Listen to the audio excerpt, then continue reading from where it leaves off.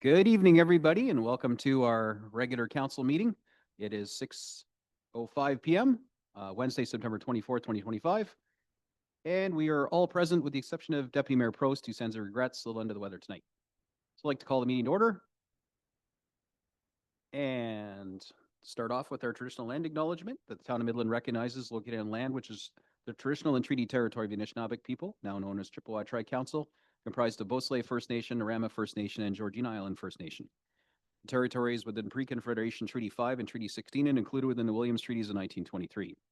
The town of Midland recognizes that it's located on land which is traditional territory of the Huron-Wendat and the historic homeland of the Métis, and that our town is home to a large and diverse community of Indigenous people.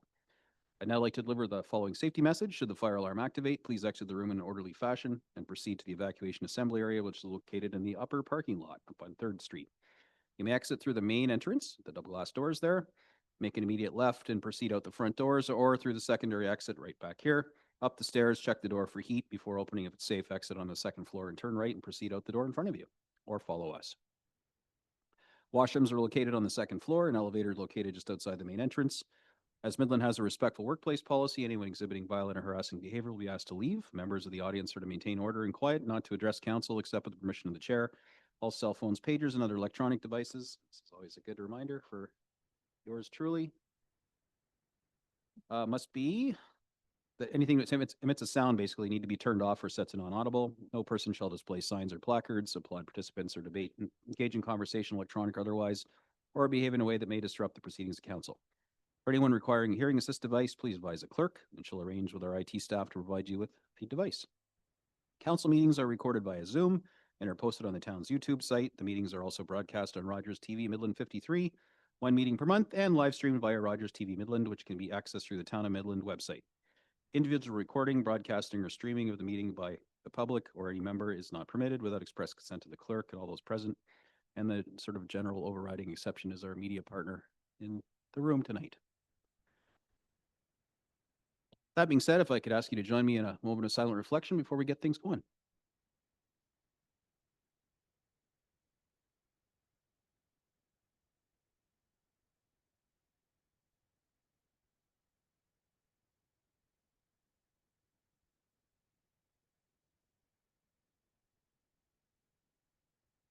Thank you.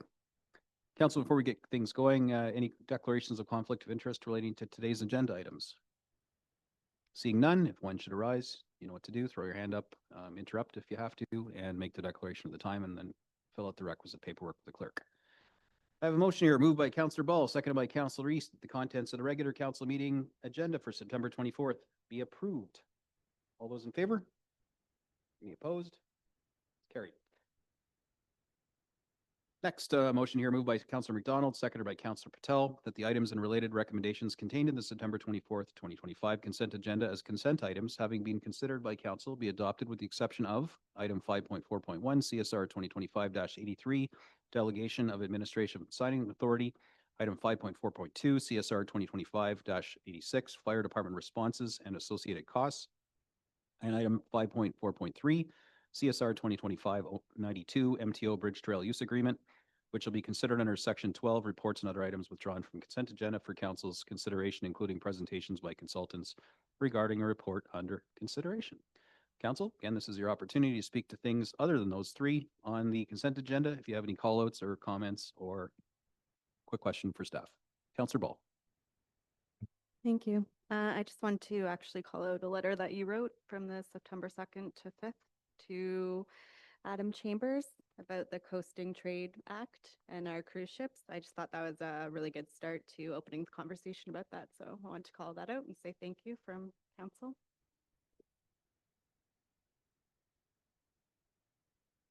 Councillor McDonald. Thank you, Mayor Gordon.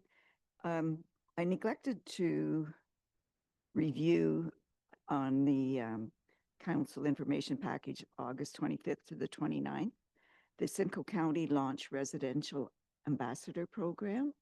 I wondered if someone could refresh my mind what that's all about. And then I do have a comment on the one report. What is it? Yes, that isn't pulled. Are you familiar with the ambassador program that the county launched? Not enough for independent recall right now. I'd have to refresh my memory. I don't recall voting or arguing against it. So I'm certain I was part of those in favor, but I have to do a little deeper dive for you, which I'd be more than happy to do after the meeting. There we go. I'll review it. I just thought maybe it would be good for the public to hear, but I'll review it. And my one question to the report that isn't pulled, it says, and it's in regards to the open forum at the beginning of regular council meetings for a trial period of 6 months. I'd like to know what, in that 6-month period, are we going to review all the procedure bylaws? Because I wonder, I know I've asked this question before, but I'd like to be reminded when we're going, whether this council has a chance to review them as we did when we were first elected.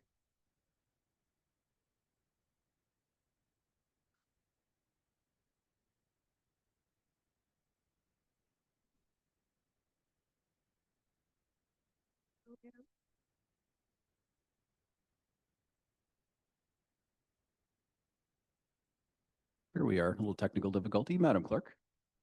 Thank you, Your Worship. Through to Councillor McDonald. In March of 2026, I will be bringing forward a new procedure bylaw for council to consider.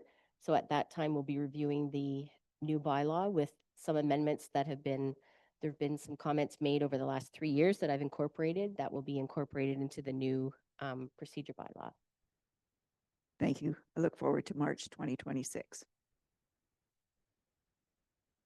All right, and I guess a quick comment on that.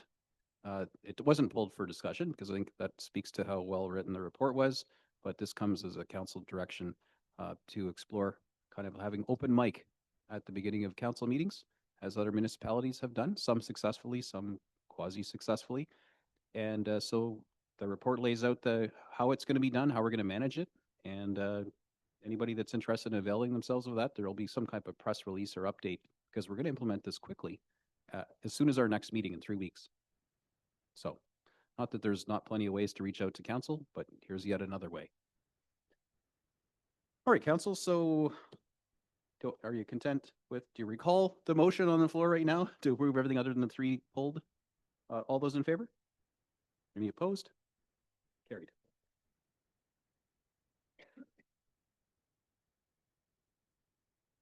And just like that, we're moving into committee of the whole. So moved by Councillor Meredith, seconded by Councillor Bald, the council resolve into the committee of the whole. All those in favor? Any opposed? Carried. All right, with Deputy Mayor absent tonight, you get to listen to me for a committee of the whole. Usually I get to hand off and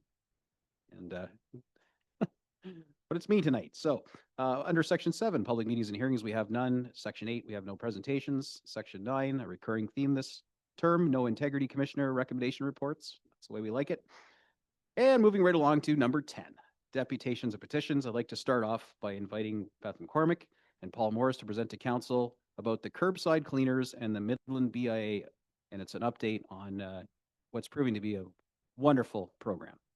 So there's a little button on your mic, and I just turn that on. Once I turn mine, there you are, you're perfect. Technically you have 10 minutes, and then there may be some Q&A for council, and I'll keep an eye on the time, but please go ahead. Good evening, Your Lordship and council members. Thank you very much for letting us come tonight to talk about the curbside cleaners. I just wanted to say we presented last year in May and June of 2024 to both the Town Council and the Midland BIA to look at the idea of having curbside cleaners. The curbside cleaners program was initially started back in 1999 in Penetang, wasn't under that name, but certainly that's what they're doing since then. And this year, on May 20th of 25, BIA welcomed the curbside cleaners, and we've been there ever since. You want to go ahead? So I just want to say the curbside cleaner crew, they've worked really hard to clean up the downtown, everything from weeding and cleaning to picking up drug paraphernalia to making sure that there's large things picked up and cleaned up everywhere from Bayshore Drive up to Elizabeth and from Bourgeois Lane over to Borsal Lane. So we're really quite happy with the turnout and with what's happened so far. So again, this is important for me, for one of us. We decided that it would be really good for the town, not only for the tourists and the residents, but for everyone. This is important because one, it offers an opportunity for people who have had mental health illness and who are looking to get back into the workforce, and it's a supported employment program, which in turn makes it much easier for people to have that opportunity, having a year where they know they've got the supports all the way around to do the work and know that that job is secure. And again, it creates some comfort for people who are living here in town. Next. So we've had some initial challenges, and I'm not going to say it doesn't happen with any new program or any new business that starts. As you can see, there were a number of them, but we've gone through it all and we've managed to work through it. I'm really grateful that we had Bill Meredith with us on my side, that I could email him and say, help, what do I do? Or Nicole French as well from the BIA. And Bill has been able to help us sort of streamline things and get some communications with the town.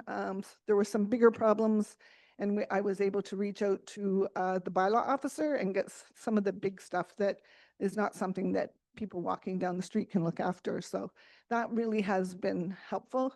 But for the most part, everything has worked out really well.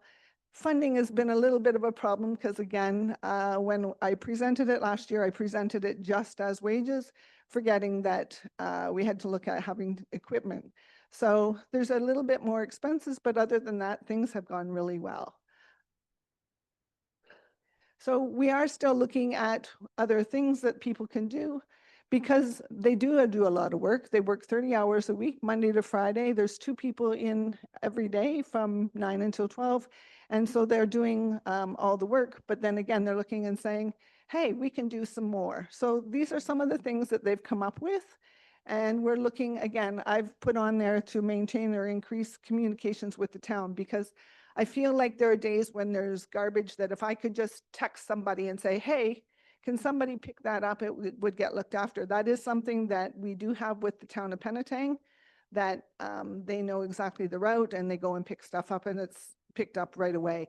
If we have larger items at this point in time, I've been putting it, having the guys put it, or the team, because there's a woman as well, but put it by the garbage cans downtown Midland so that the mainstream staff can pick it up. So, yeah. So this is Paul Morris, and I'm grateful to have him as our team leader, and I wanted him to be able to talk to you about his journey.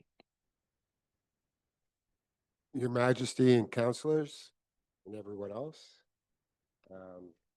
As said, my name is Paul Morris. I'm just going to start with a quote.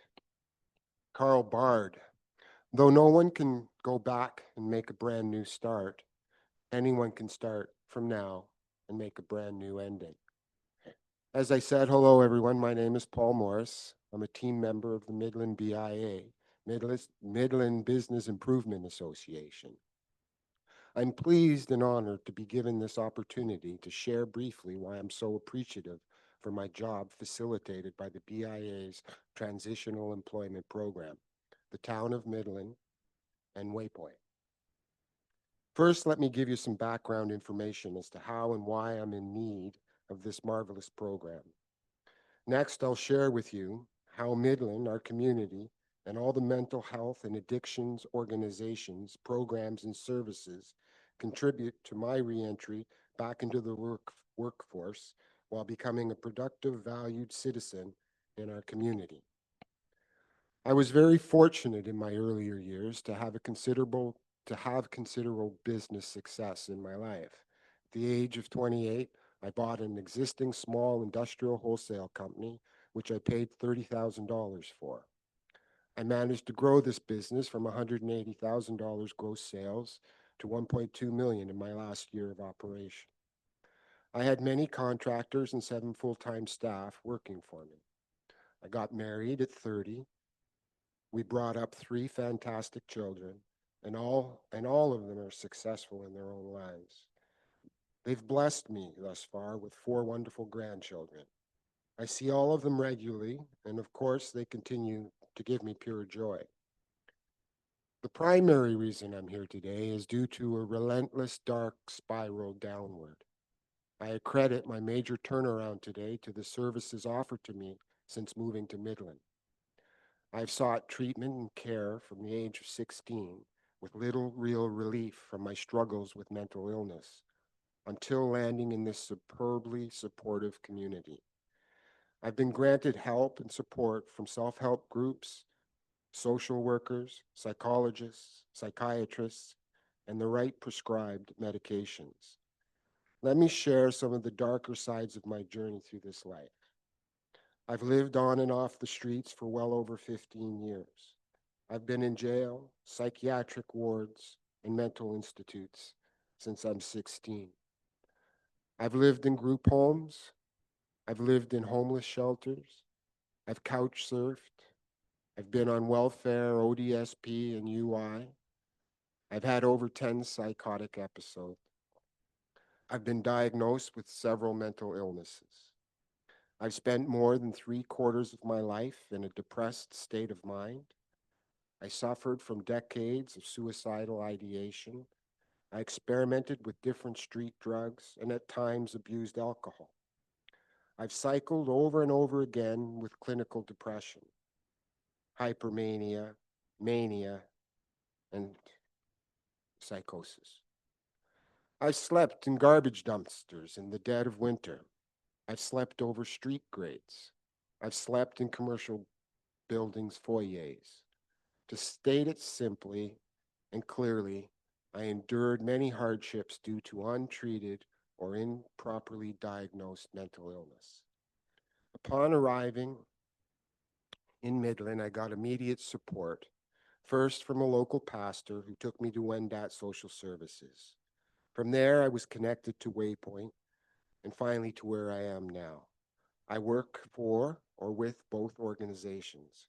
I have 2 part-time jobs, new friends, a team of support workers and counselors, all working with me in my healing journey.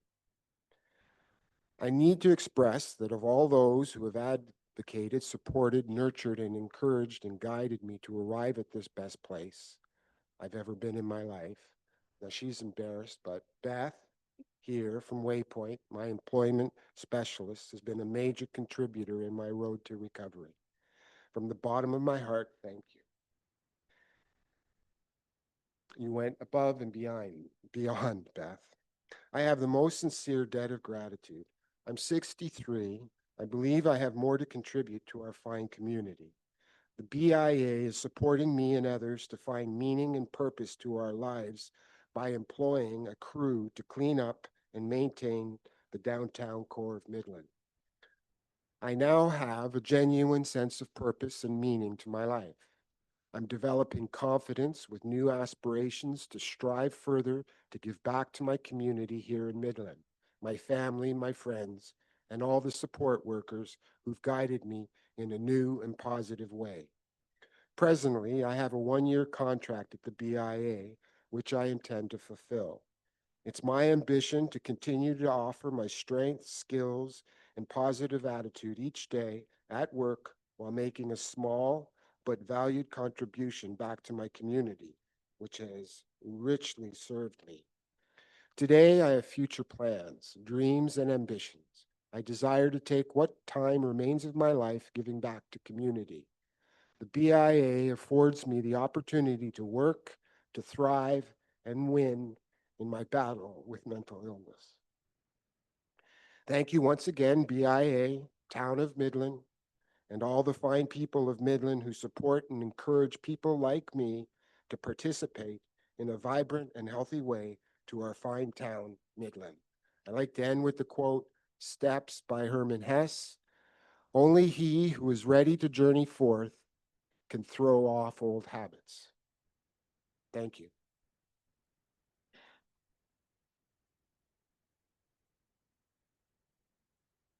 Thank you, Paul. Inspirational is the first word that comes to mind, and I really appreciate your courage and how articulate you were about sharing your personal experience and the value you're providing to the residents of Midland. So thank you from the bottom of my heart. Thank you. I'm sure there'll be some comments from council because we've all witnessed the fruits of the labor, literally, that we're seeing downtown through this program. Councillor East.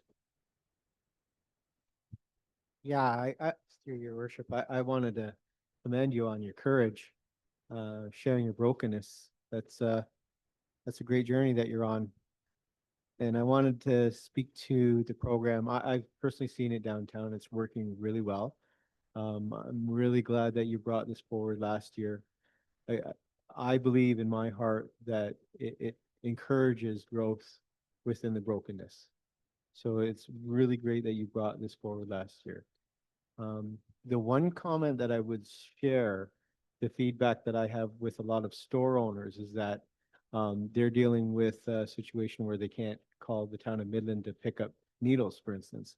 So in that one slide that you were talking about possible growth of expanding the program, I don't know if maybe there's a way that we could possibly look at partnering up with some of the workers if it's in a safe environment to, clean up the needles.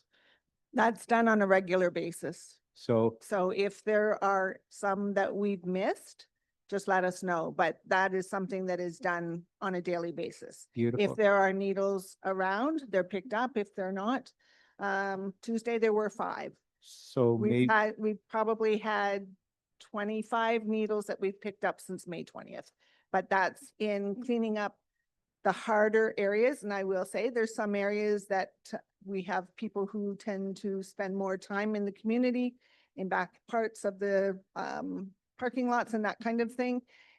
For people who want to take a look, if you take a look over at No Frills right now, they've even gone to the point of cleaning, like they've been working on weeding all around the edges of the buildings and between the sidewalks, but they've now gone over to in behind. Now, they've always done in behind the No Frills where the big green bin is and that, but they've taken to the point of actually removing the weeds. It's almost all done. It takes a little bit more time, but that's something so that, again, there's not a place for needles to be left. They, at least certainly it won't be a hidden thing, but that is checked for on a daily basis and done. perfect. So just as a follow-up, what I'm kind of speaking in regards to expanding it next year, I don't know if there's a way that maybe we could look into having some sort of a phone number that this store owners in the area could call and maybe have arranged to pick up. Can certainly text me. Yeah, that would be great. Yeah, I'm sorry. All it is a text, and again, sometimes it's not absolute immediate, but certainly it is within 24 hours. I think you're just misunderstanding what I'm trying to do, though. It's completely positive here. But what I'm saying is that I had up at Big Brothers and Big Sisters building, for instance, there's a dentist in there. And so she made a post on Facebook that was explaining her frustrations that she couldn't reach out to the town of Midland because the town of Midland won't clean up anything that's not on their properties. So what I was suggesting in a positive direction is maybe if we could work in tandem with the business owners next year, especially with what we found out at the last meeting with the guest house shelter not handing out any more of the cleanup kits. Harm reduction kits. Yeah, the harm reduction kits, that's it. We're actually planning, from the knowledge that she gave us last week, that we're gonna have a more of an expansion of the problem of the needles next year, right? So I just thought I would plant a seed, and then at least the store owners could hear that they were heard as well. I think it's a great program. This is positive. It was the best thing I've ever seen, right? So this is completely positive coming out of my mouth. I'm just sharing with you what we could do to expand on the program that the other slide shared. As I'm saying, somebody wants my cell number, let me know. Okay, perfect. Yeah. I love it. So It thank doesn't you. have to wait till next year. Okay. So maybe I'll get that number off you then. Yeah. Thank you, and I'll give it to our store owners. Councillor Patel. Thank you, Your Worship. So thank you, Beth, for coming in, and thank you, Paul, for sharing your journey. It's inspirational, that you have shared that journey, and it takes a lot of courage to know that you coming out of that mental health and, continue to battle that. So, I commend you for that. I had the pleasure to speak to Beth last night, meet her, in person, and and the BIA was so happy with what the Waypoint Worker Program, can I call it, or is that what it is? No, it's the BIA employment opportunity. Okay, so Yeah, BIA. Waypoint supports it, but the BIA is the employer. Okay, so BIA employment opportunity, and all the business owners are very happy with what is happening in downtown, and that is an example of the collaboration that Waypoint, Town of Midland, and the BIA has done. And I think the program can be expanded into other towns and cities. I mean, and I'm sure Waypoint can become a consultant to expand that program, because I believe there's opportunities for people that have gone through what Paul has gone through in life, that want to be out there and, give back to the community. So I want to thank you both for coming in and sharing the story and the presentation. Thank you. Thanks. Just before I go to Councillor Ball, we did have a slide up on the screen about next steps. Was there more to your slideshow after that next step slide? It was just a thank you after the Okay. next step. So I we're- didn't we're want- working- We're working on the next steps just by having the conversation. So That is exactly right. Councillor Ball. Thank you. I just wanted to thank you both for coming in and thank you for sharing your story. I love that you talked about how supportive Midland was to you and how you're giving back now, because that's exactly how I feel about Midland and how our community is a unique community where you don't always get the community supporting individuals. Something's happening on the mic.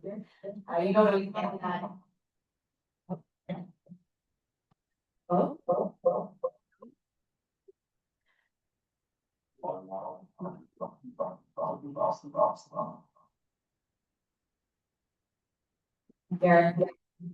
Later.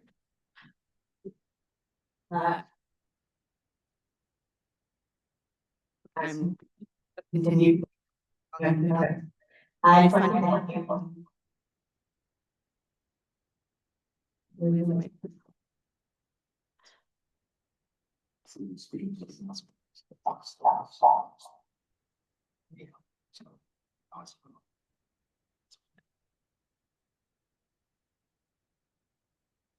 I don't think, I think it's just mine was being weird earlier, so I'll just use Bill's from now on.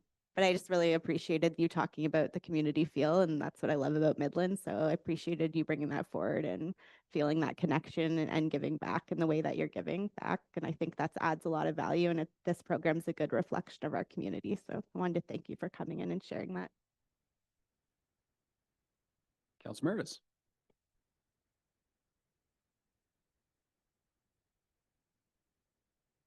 Thank you.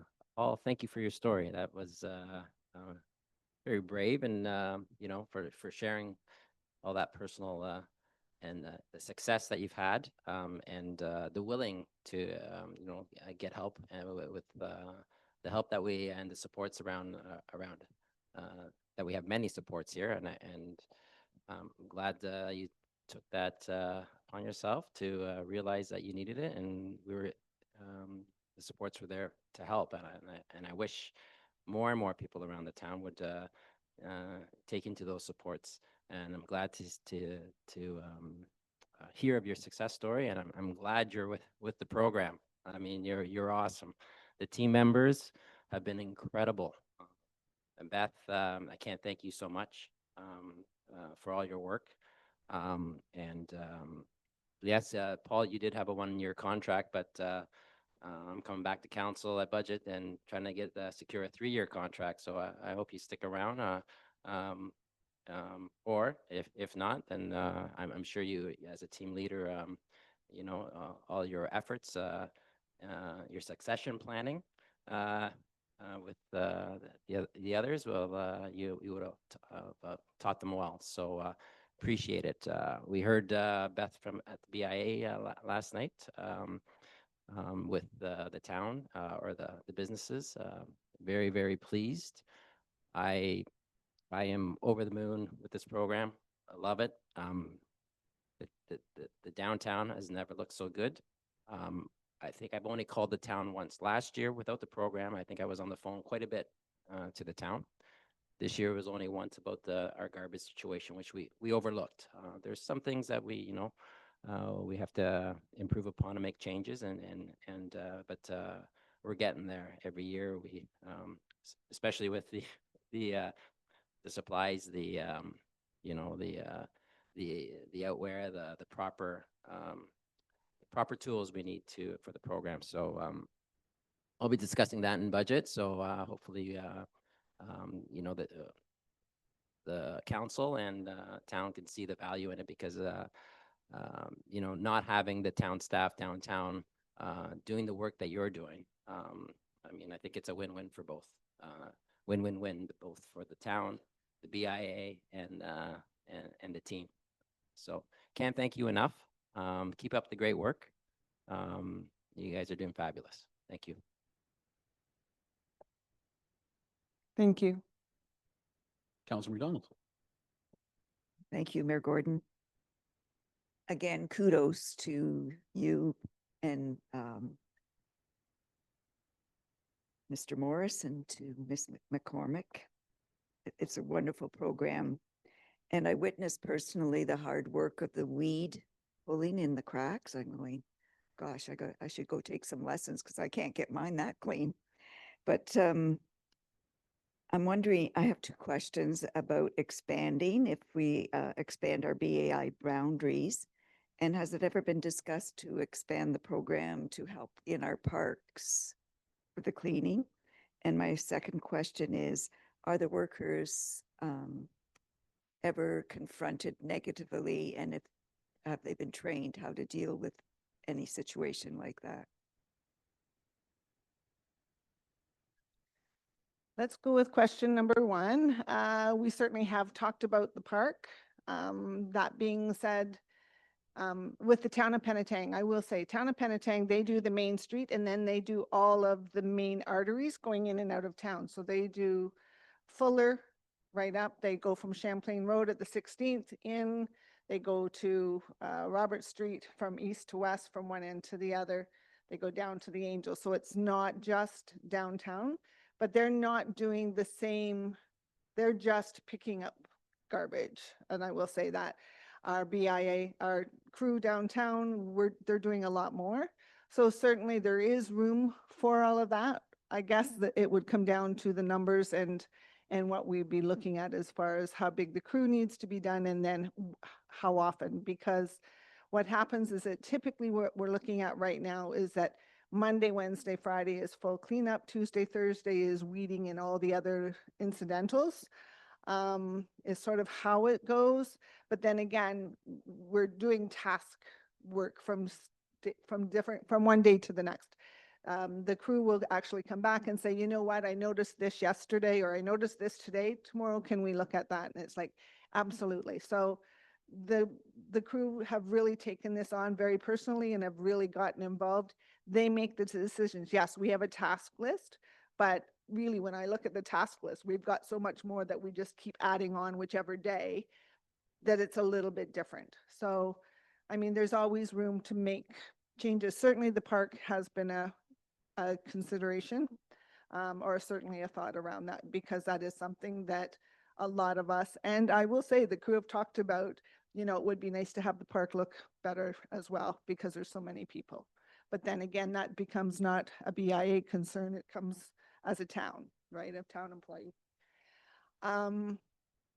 As far as with the people who they are meeting on the street, we talk about that all the time. They have our crew has not had special training.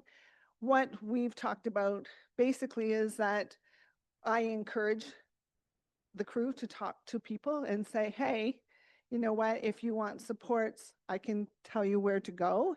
And I'm still working on trying to figure out the absolute path that will be.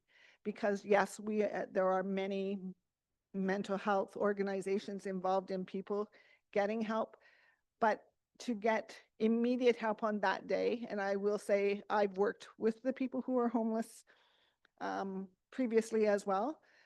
And I will say it's hard when they said to me on one day, Beth, I want to go to detox. I want to go. You can't get them in. And so it's really hard. We still need to be looking at what changes we can do to make that happen so that people can get the help when they're ready. Because if you don't do it today when they ask, they're quite likely going to fall back and do whatever they were doing. And in 2 weeks, it's like, pardon the expression, but forget it, man, I'm not going. Like, you've missed that opportunity. It's a really hard time. That being said, like I said, I encourage the guys, the people, our crew to talk to people to say, hey, come and get help. The other portion of that is that if they're picking up things that might belong to one of the people who are homeless, I just said to them, tell them, you know what, it's yours. I apologize. I got asked to clean up. It's all yours. Like, and they walk away. So they've not had any ill responses. The people are generally pretty good with each other. So Thank you very much. And I liked your closing slide. It was encouraging. That was up earlier. Councillor Major? I enjoyed with my job being around town, and it's kind of neat for us, people from Midland, to have your gang down there doing the cleanup, because I go through enough other towns in another one of my jobs, and I have nothing but good things to say. You guys are on the move at all times.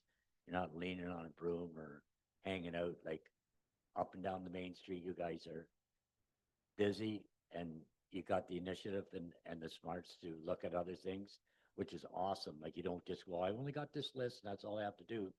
It's you guys are expanding it on your own, and I take my hat off. That's awesome. That it's like you don't have to have someone following you around. You guys see what there's needs to be done, and you're getting it done. So congratulations on jobs well done.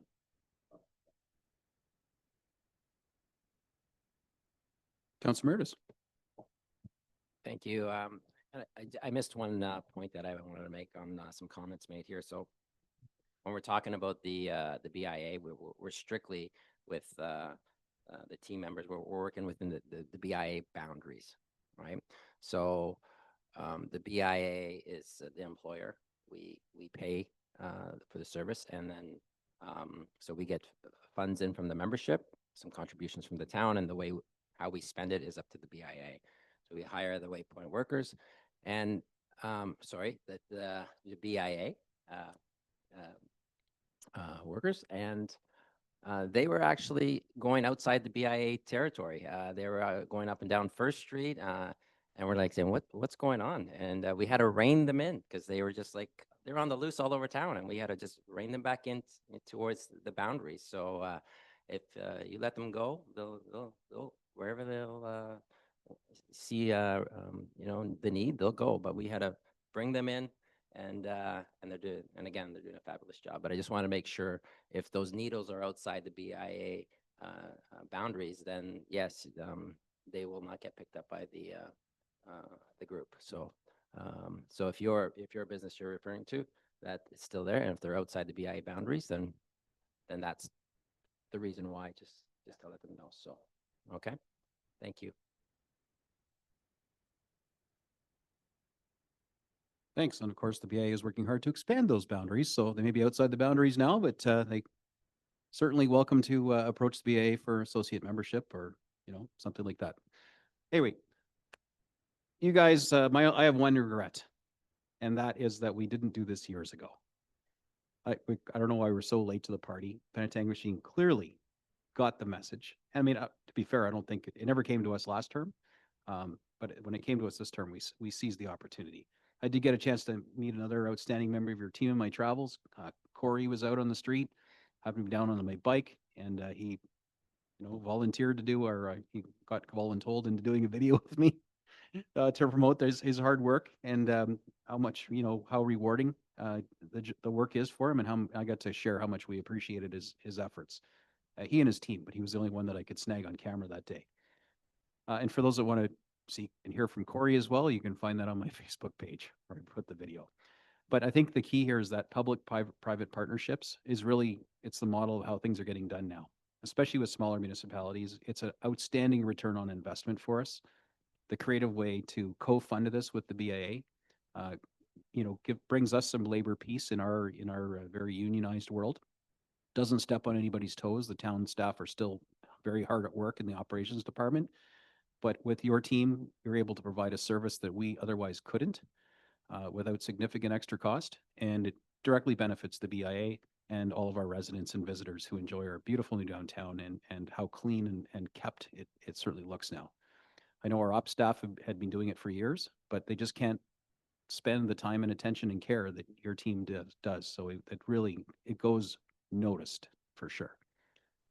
The BIA, of course, has been excellent partners, and collectively, the two organizations are keeping our beautiful downtown clean, inviting in them far safer, especially around the sharps and other things that have been disposed.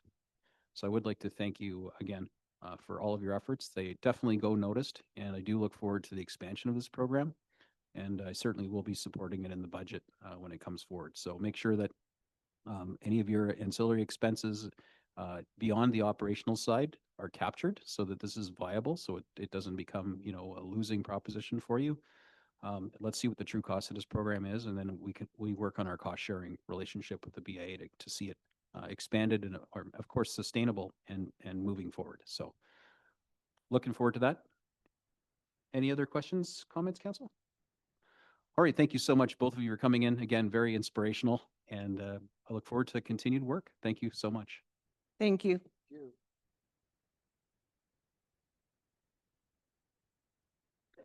All right, moving along, we have our second presentation, and no stranger to these chambers, John Main, welcome back. Nice to see you here.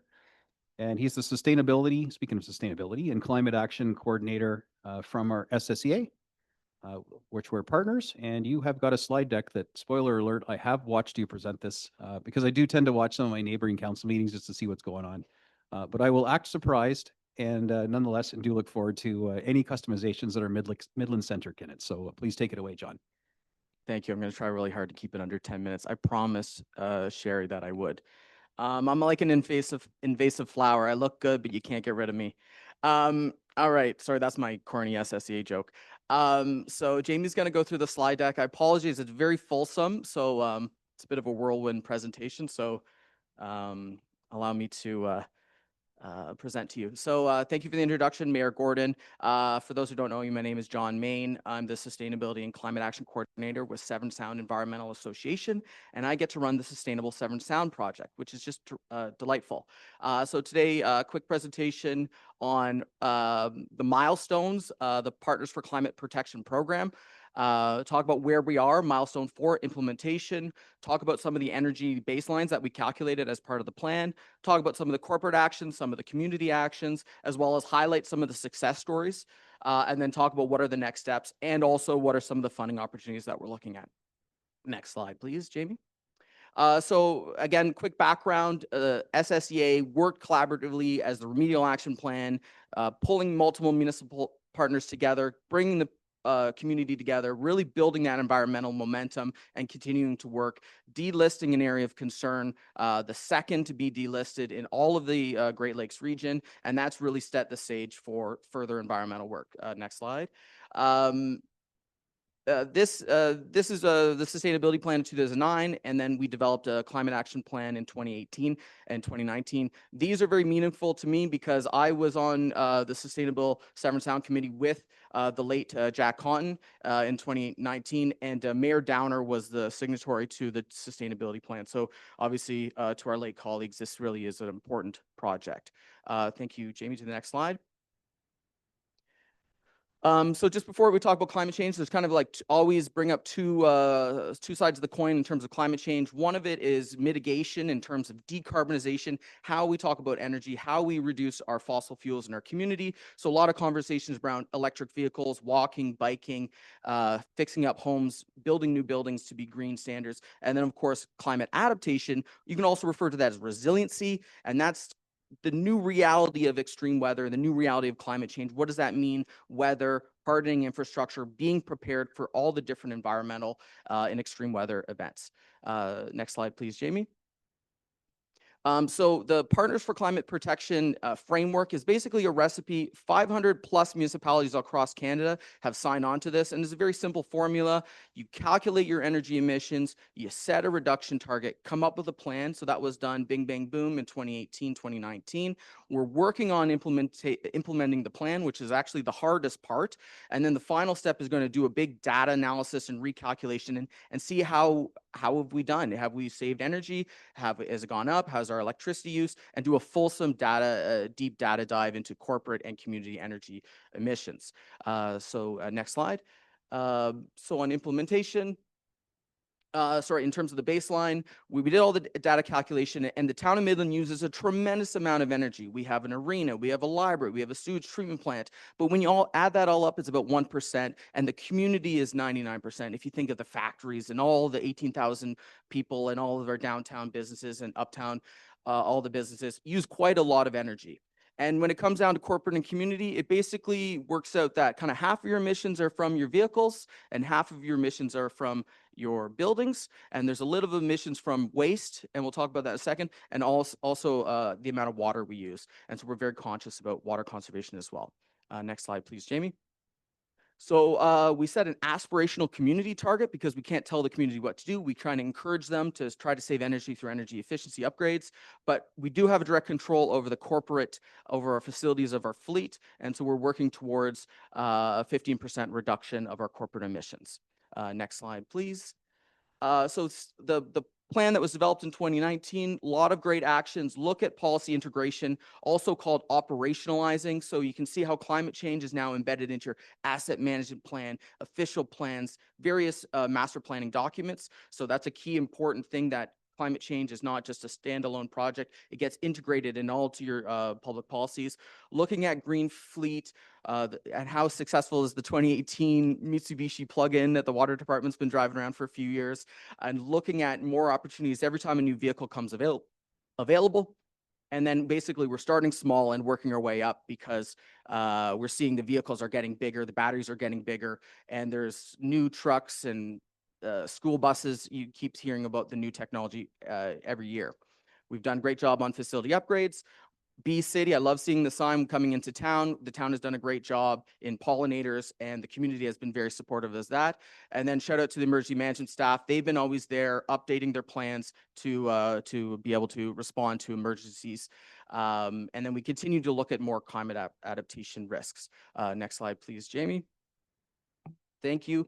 Again, the community actions, continuing to look at community energy and how we can move away from maybe natural gas to electric air source heat pumps, those types of technologies, looking at transportation, continuing to promote working remotely to save emissions, looking at electric vehicle charging stations, and then continuing to collaborate with community partners and municipal partners as well. Next slide, please, Jamie. So this is kind of the documents that we're presenting. I apologize, they're a little bit clunky and very fulsome. So we have a corporate action matrix to kind of highlight how we've been doing on our actions, reviewed the community actions, and then I put together a little executive summary to kind of have a text summary of the clunky matrices. But those are going to achieve us our implementation milestone for the town of Midland. Next slide, please, Jamie. Thank you. In terms of some of the data that we've seen, transportation data is fascinating because we have seen a COVID dip. So the Google statistics are showing in 2020 with the lockdown, we saw a significant reduction of vehicles. People weren't driving around, and gas was like, I don't know, they were almost giving it away. That was terrific. I wish those gas prices were still that low. But you see, we bounced back to pre-pandemic levels. And if you go to the next slide, you will see actually that in Simcoe County, we had people walking and biking. And of course, the County of Simcoe's Link system has been a huge success. Those numbers are continuing to go up. And it's so important that we have the Midland system integrated with the Penetang system, connecting with the Simcoe County system, eventually connecting to the Metrolink system, and all the transit systems are all interconnected. So that's just terrific. And also shout out to Cindy Hastings and the community reach team. Next slide, Jamie. In terms of electricity, some of our seasonal residents became full-time residents. We're adding more electric vehicles. We're adding air source heat pumps, more gizmos and gadgets. So we're seeing an increase of electricity. And that's actually a good thing because in Ontario, a lot of our energy, electricity comes from low carbon or green energy sources. So that's going to be the shift away from fossil fuels and natural gas towards electricity and heating and electricity of transportation. Next slide. Thank you. We did a great visual waste audit. I know you guys were just talking about garbage and the complexities of picking up garbage in your community. So the town hall is doing a great job recycling garbage and green bin. When you're dealing with the public, it gets a little bit trickier. Contamination is very common, but we did a great, Mark Hearns and I, we did a quick survey of some of the facilities and working on getting some of those results. Basically, we're doing a really good job at recycling. We've been doing that for decades. Continued opportunity to do more green bin organic diversion. Next slide, please, Jamie. In terms of our corporate actions, highlighting hybrid vehicles, plug-ins, the electric vehicle charging stations going in. Shout out to the water staff and all the great water conservation efforts that they're doing. They've been, I think it's even award-winning at AMO. And then we'll talk about infrastructure as well. Next slide, please, Jamie. In terms of community actions, in terms of corporate energy, we've seen the energy fluctuation. It fluctuates over the year. Some winters it's high, sometimes it's low. But what we learned from the Township of Georgian Bay, they did an energy audit of all their facilities, and even an arena like MacTier Arena, you have to heat it and cool it at the same time. But with all the different technologies available, we can decarbonize existing facilities with air source heat pumps and all new technologies that they have. It is an investment, but energy technologies pay for themselves. So that's a really exciting opportunity for all of us to consider. Next slide, please, Jamie. And as I've been mentioning, air source heat pumps, as much as we talk about electric vehicles and transit and sustainable transportation, air source heat pumps is a big technology, and we're going to hear a lot about that as we electrify and try to have lower carbon source of heating. And air source heat pumps work well in summer and in the winter, and they're getting bigger and better. And so we're seeing hundreds of thousands of them rolling across the country. Next slide, please, Jamie. Thank you. Again, community action, celebrating the bee city, pollinators. People have been very supportive, especially all of the public art. It's bees and flowers, and you see the murals, and even the Mural Fest this weekend is probably going to have some component of flowers, which just looks terrific. Again, continuing to partner if it's electric vehicles or whatnot. In terms of community action, for the next slide. I really wanted to highlight, we're highlighting a different thing for different municipalities. For Penetanguishene, it's Tree. Tiny, we want to celebrate their work in water and their dynamic shoreline. For Midland, infrastructure. So thank you to Executive Director Sobel for sharing these pictures. I love this picture, and I tell it to everyone about the crates below the sidewalk downtown, which allow for big street trees, which will allow for infiltration. But it's not just those supportive infrastructure. It's about getting rid of combined sewers. It's about investing into the sewage treatment plant, expanding that. And so the town of Midland has really invested well in electric vehicle charging as well as infrastructure renewal. I know I'm a little bit over, so let me just wrap up here with the final slides. On the next slide, please, Jamie. So the next step is we're going to continue to do some data analysis, continuing to look at funding opportunities on climate adaptation. Green Municipal Fund is the big pot of money, and we're looking at that for energy audits, for green fleet. That's kind of the big source of funding that's going to advance a lot of these climate actions. And then just to wrap up on the next couple of slides, in terms of climate adaptation, one of the students had a great line. It was what do you call a memory that we all share? And she said, flashbulb moment. So if somebody said to you, what were you doing June 23rd, 2015? Everyone in Midland is going to have a story about the tornado, the F2 tornado. How did you experience the ice storm? We all experienced it. And so it kind of brings us together. Extreme weather kind of is unifying, and it brings us together. And so it's kind of that more not just talking about the data, it's about the storytelling about how extreme weather is impacting us today and how we're going to build a resilient community. So just the next couple slides, just so I know I'm a little over.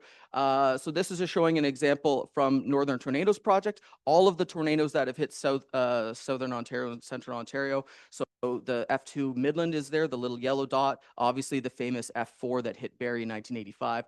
But you can see that we're not immune. We are being impacted by extreme weather, and it's very severe.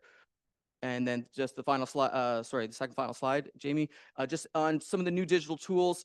Fire Smoke is a new website. You can pull it up and you can see what the air quality is in your community. And even though the wildfires may be thousands of kilometers away, we're still being impacted here. So it's about working together, because what happens in the prairies actually does impact us here in South Central Ontario. And with that, I just want to say thank you to staff, working collaboratively with them. It's been terrific. And thank you. I know I went a little bit over, but thank you. Thanks, Sherry. It's all good. There's lots on there. You're a fast talker, but you did manage to relay a lot of this. It's a lot of information. My brain is hurting right now. So, and just a reminder to the folks that, you know, the work that is done through SSEA and Sustainable Severn Sound, it's a collaborative effort. You know, there's 8 partner municipalities. There's one that's threatening to take a break. We're trying to work on keeping them. But having this joint effort allows us to pool our funds, and it would be prohibitively expensive for all 8 of us to spin up and have the expertise to do this in-house. And it just makes sense to have the SSEA in the work you do. Although sometimes we scratch our heads at some of the initiatives that find themselves into the work plan. But at the end of the day, you guys do very good work, and you're looking after things that to a lot of us are a bit abstract, because, you know, there's science involved, and, you know, people aren't typically elected for their scientific intellectual ability. So it is great to have even a fast update like this on the work that's going on and some of the challenges. You did speak to EV chargers, and it would be a good time for me to just mention, we do have some EV chargers in town that we were happy to announce that went live last year. There's a little hydro issue going on with them right now. So anybody that goes down to try and use them in our you know, parking lot down at the marina or at the town dock will find them inoperable. There should be a little sticker saying, you know, not working on them. So we apologize for that. It's not the town's issue. I mean, we provide a parking space, but there's some hydro problems that the vendor's working out with NT Power. So with any luck, that should be remedied soon. But in the meantime, you know, just so people don't think we're walking back any commitment to providing EV stations, they're there. They're just having a little malfunction at the moment. You can continue to charge, I think, at the courthouse, which is kind of ironic. You get charged at the courthouse. And usually you deal with your charges at the courthouse. And there's other spots, and there's little maps apps you can use that'll tell you where to charge up. And there are certainly charging available at the dealerships, because it's an incentive to purchase them. So a quick little plug on EV stations, and we'll stay tuned. We'll have to see when that gets remedied. Councillor Ball, questions? Hi, it's good to see you. Can we bring up this slide that compares our township to others? Not to put Jamie on the spot there, sorry. Like the electricity? Yes. Sure, yeah. We are so high. I know you're talking about expanding on data points, but I guess any broad information about why we are so much higher? Certainly. It's fascinating because it's actually NT Power plus Hydro One. There is portions of the community that are NT One. It just goes to speak to how strong the Midland's industrial base is, and that's why the electricity usage of Midland is high. And those are just bulk data in terms of grand totals. They're not averaged out electricity kilowatt per person. These were just grand totals. And they are by postal code, but we have it pretty good and dialed in. L4R, you know, that's pretty much almost entirely Midland. But yeah, and we have seen some of the Midland historically, we have seen the electricity decrease when you have, say, a factory closure, say a Pillsbury closure. But we are seeing a slight uptick in pretty much everybody. So your seasonal residents are becoming full-time, and Midland, you know, we're growing, we're adding more homes, we're adding new businesses. And so you're going to continue to see that electricity, yeah, trickle up. That's it right there. So yeah, it's not high that we're like, that's a good thing. It's not like one of those things where we're like, oh, we use a lot of energy. Maybe we could be a little bit more energy conscious, energy efficient, but that really just goes to show that Midland is a very fulsome community. Midland has a very unique energy profile compared to some of our other rural partners. Thank you. That's good to know. I was like, I'm not going to fault economic development. So that's great. Maybe we'll turn off some lights though. I'll remind my kids because they're probably the biggest contributor. That's it. I'm going home to turn off my porch light now. Try and get that number down. Councillor Major. That was an enjoyable presentation, and just to give you an update, before the ice storm, we got a generator at the rec center, so that, and now we own one. The town owns their own generator, so that's good. By I think the end of November, the Zamboni at the rec center will be battery operated.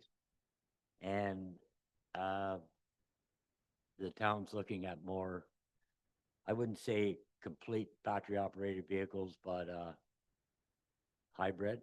And I'm a hybrid guy, so we are doing our, if you think everyone's asleep at the switch in Midland, we've got the switch turned on and we're into it. Councillor Patel. Thank you, Your Worship. So thank you, Mr. Main, for coming in. And like what the mayor was saying, he had a preview. I think Councillor Meredith and myself, we had this preview back in August at the open house. And it was like, you know, you were chilling in your little tent. The only thing that was missing was a beer and a palm tree, but it was good information there, and it's exactly what you explained to us in person. And I do recommend going to that open house because it's just not your part what you just presented here, but there's way more depth, and I think it's important for everyone to attend that open house because I wasn't aware of everything that you guys do and how important it is for all the communities that are or partners that are involved for protecting the I guess the watershed, I guess. But thank you. Councillor Meredith. Thank you, Mayor Gordon. Thank you, Jonathan, for presenting. And this is a question that doesn't really correlate with your presentation, but do you ever get asked, and I get asked all the time, about the water levels in Georgian Bay? How they're so low. They fluctuate, they go high, but then the lows seem to stay forever, and they keep on going lower and lower, and the highs only last for a few years. Is there any correlation with climate change towards that, or do you have an answer? Because I'd like to. Everybody says, "Oh, the states are stealing our water," and you've probably heard it before, right? So, I've been meaning to ask this question, and who do I ask? Well, maybe you have an answer for me. Well, I'll take a quick stab at it. I really should do justice by letting, Dr. Elena Volek, answer that. But I asked the same question when I started. I asked lots of water questions, and I was like, this is really exciting to me. Why does the water go up, go down? And kind of the best answer is it's cyclical in terms of Georgian Bay water levels. And even the smartest scientists can only predict about 6 months. So we do know that the water levels, the maxes are going to go up and the mins are going to go down, but it's a wide range that it's very difficult to predict if it's going to be a high or a low year. But that's a great question. And we should bring that to the board. We're going to bring that to the board. Thank you very much. And I just keep on forgetting to ask it. So Yeah. here it is. It popped in my head because Yeah. I just got asked the question 2 days ago again about the water levels. And so here you are. You get the brunt of it. Yeah. Thank you. We'll bring it back to Julie and the crew. Yeah. Councillor McDonald. Thank you, Mayor Gordon, and thank you very much for the presentation, Mr. Main. It's myself personally, the extreme weather that we're experiencing is worrisome. And I'm wondering if there's ever an initiative that Severn Sound is going to take on to try and get individuals, not just communities, to make a difference. Oh, this is a tough question. See, the Sustainable Severn Sound project, its strength has been its municipal collaboration. The tricky part is the community action, and that's where we kind of need either a community climate action team. Some other organizations have climate organizations or climate charities, and then that kind of gives you additional community horsepower to collaborate. And then you have, a sustainable Aurelia or a living green Barrie, or there's a climate action team Collingwood. Those are some of the models that are community grassroots based. And then your municipal organizations can collaborate with your community-based organizations to really promote the individual action, taking an energy retrofit, looking at EVs charging, or even looking at business upgrades, flood resiliency, home upgrades. There's so many different things that people do at their homes, at their businesses, or even in their community. That's terrific. I know we do a lot of community outreach in terms of tree planting, things like that. But in terms of climate action, there's a huge opportunity to empower the community with that grassroots approach. So there's only one of me, and I'd share it amongst 8 municipal members, but there's a significant need for maybe a community advisory group either independent or connected to the town, maybe even a regional group. But that's kind of a flag that's been identified as we're doing this implementation, that would be really helpful to roll out more climate initiatives at the community grassroots level. Thank you. You've planted the seed. But I don't know how much energy I have. But you planted the seed. Thank you. I could add, Councillor McDonald, there's a small organization in town called Green Drinks Midland. It's part of Green Drinks International. And so a local chapter, Green Drinks, and they get together at Test Batches Brewery. So there's a beverage or two involved and probably some appies. But it's like-minded people who have concerns around environmental issues. Some are just lay people that are just concerned and like to learn more, and other people bring a lot of expertise to the table. I did attend one of them. It was early on. I honestly haven't been to one in a while, but I do get the invites. And if you visit them on Facebook, they have a Facebook page called Green Drinks Midland. Go figure. And you can get updates if you subscribe to their page about the events. They try and meet once a month. And that's kind of a local grassroots organization that might probably benefit from having some council participation. Thank you for that information. Maybe we'll hook them up with Severn Sound. Yeah, learn yeah. more. Actually, Grant, shout out to Grant. That's been a great initiative for some really informal conversations, but lots of great conversations. That's a great plug. Thank you, Mayor Gordon. It had beer involved, so it was an easy one for me. All right, Council, any other questions? Well, thank you very much. Thank you so much. I keep wanting to call you Councillor Main. Of course, I have it. Yeah. Thank you very much for coming back and for your good work at Severn Sound.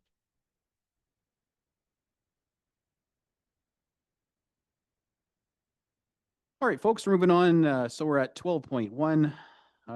12, these are reports and items withdrawn from the consent agenda. We did have a few tonight to pull and discuss. We'll start off with COW 2025-49.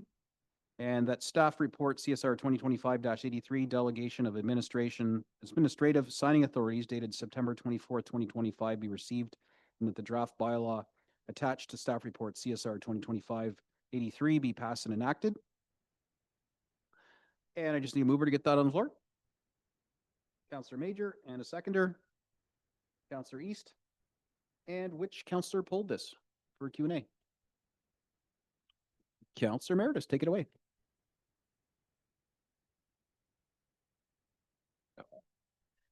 Thank you. I just wanted to thank you, Mayor Gordon. I just wanted a more in-depth explanation. It was a little bit confusing for me to understand this one, so I asked for kind of the closed notes version of this piece. So, which staff member was going to handle this one? Thank you. Julie, is that yours? It's all you then. Through your worship too. Is that working? Okay. Through.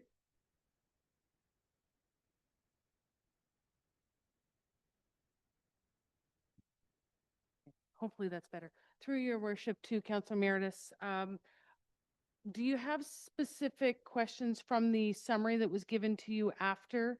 Or is there something specific that you wanted me to address or just to run through what we were doing? Because basically what we did was an overall review of the delegation bylaw that was done in 2022. We pretty much did an overhaul due to organizational changes, title changes, some legislative changes, and a couple of additions for operational needs so that we could do certain things like the development charge exemption agreements that are fairly new to us. So we've added that to this bylaw. So is there something specific of concern that I could answer questions about? Well, to be honest with you, I did receive, which I thought I had received an email, and I didn't get the actual original bylaw. So I asked for the original one, and I'm not sure what's going on with my emails, but and then that kind of disappeared on me. And but I did get the email with the delegation, the signing authority. I think that was today. But the initial one with the initial bylaw comparison, I didn't have at hand. Um,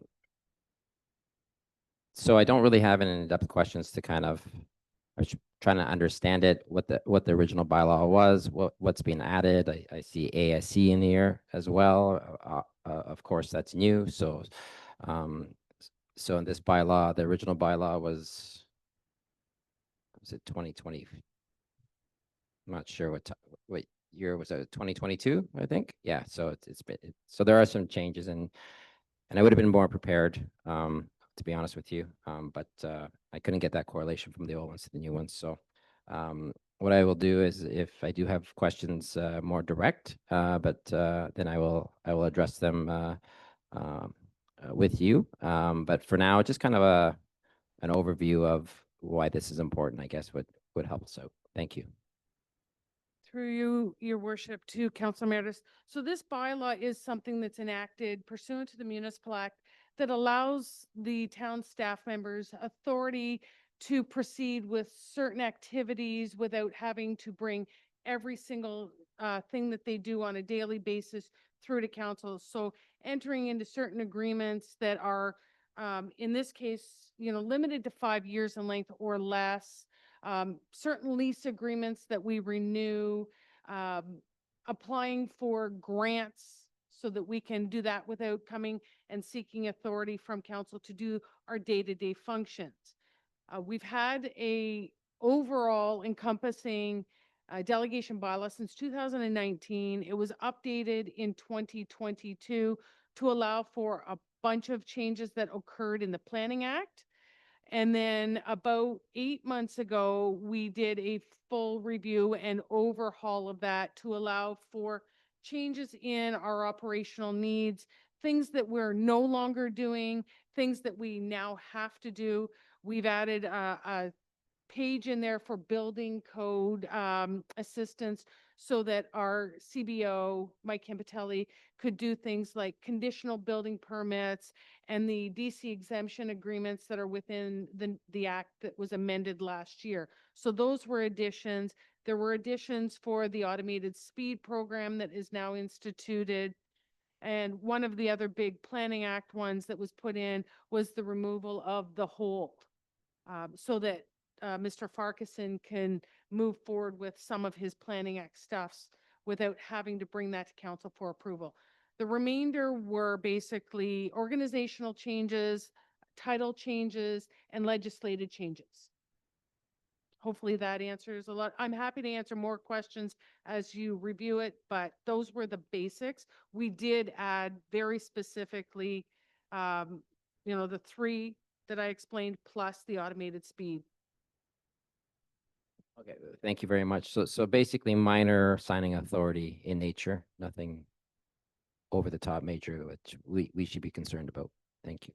Yes, you're correct. Through your worship, through the Councilor Emeritus, it is minor in nature pursuant to the Municipal Act, and anything that is over a certain dollar value or outside the procurement bylaw or in excess of a 5-year commitment automatically has to come to council. Great, thank you. Councillor Ball. Thank you. Yeah, I'm going to echo Councilor Emeritus's side-by-side comparison. I actually tried to look up the bylaw and I couldn't find it on our website. So I don't know if it's listed or if I don't know if I typed in the exact number that we were given, but I guess I'll dig a little deeper. I'm wondering, I guess, specifically to procurement. I know you mentioned planning, removing the hold. Is that also giving you authority to, I guess, withdraw fees or waive fees in any way? No? Okay. And can you explain the procurement? Is this an additional that we don't have existing? Just because I wasn't able to find the other bylaw on our website. So maybe, I guess, for future to include the other one is a great idea. Through you, your worship, to Councillor Ball. The procurement bylaw was actually brought before council a few months, or before council a few months ago and passed. So we have incorporated the requirements of that bylaw into this so that they don't clash. I'm happy to email both of those, but both the procurement and the old delegation bylaw to you if that's what you want to have a look at. Yeah, I would appreciate that. Just obviously, we see a lot of paperwork, so to bring the exact side-by-side comparison and the exact written previous procurement bylaw, like if I couldn't bring it up, I'm not able to reference exactly what's changed, so.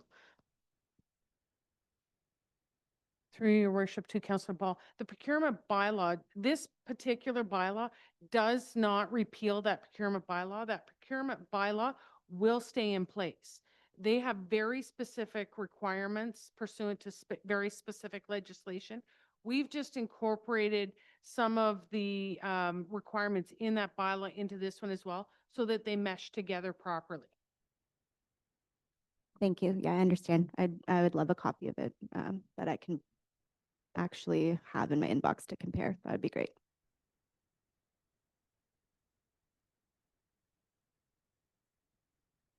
Any other questions? All right, so we've got this motion on the floor.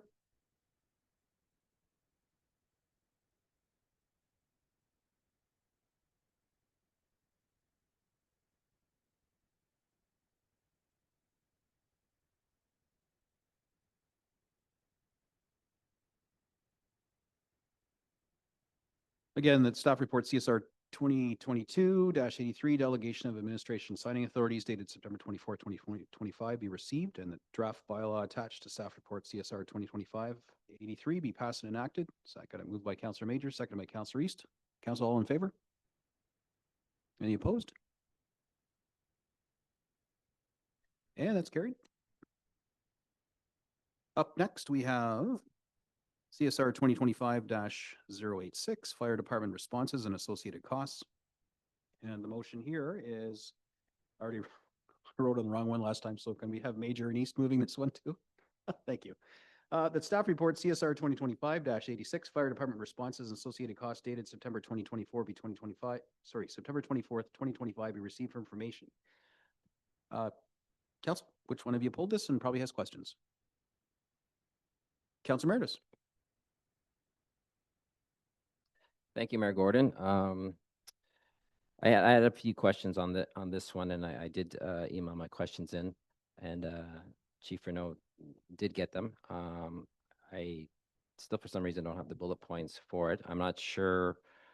Some of the questions were probably some lengthy answers that I'm not sure if you're able to answer them all. I'm not sure if I can read them out, the questions right now, and then see what you come up with. So the first one is, so for general alarms, so which one was that? I think it was page. Let me just get my computer going here.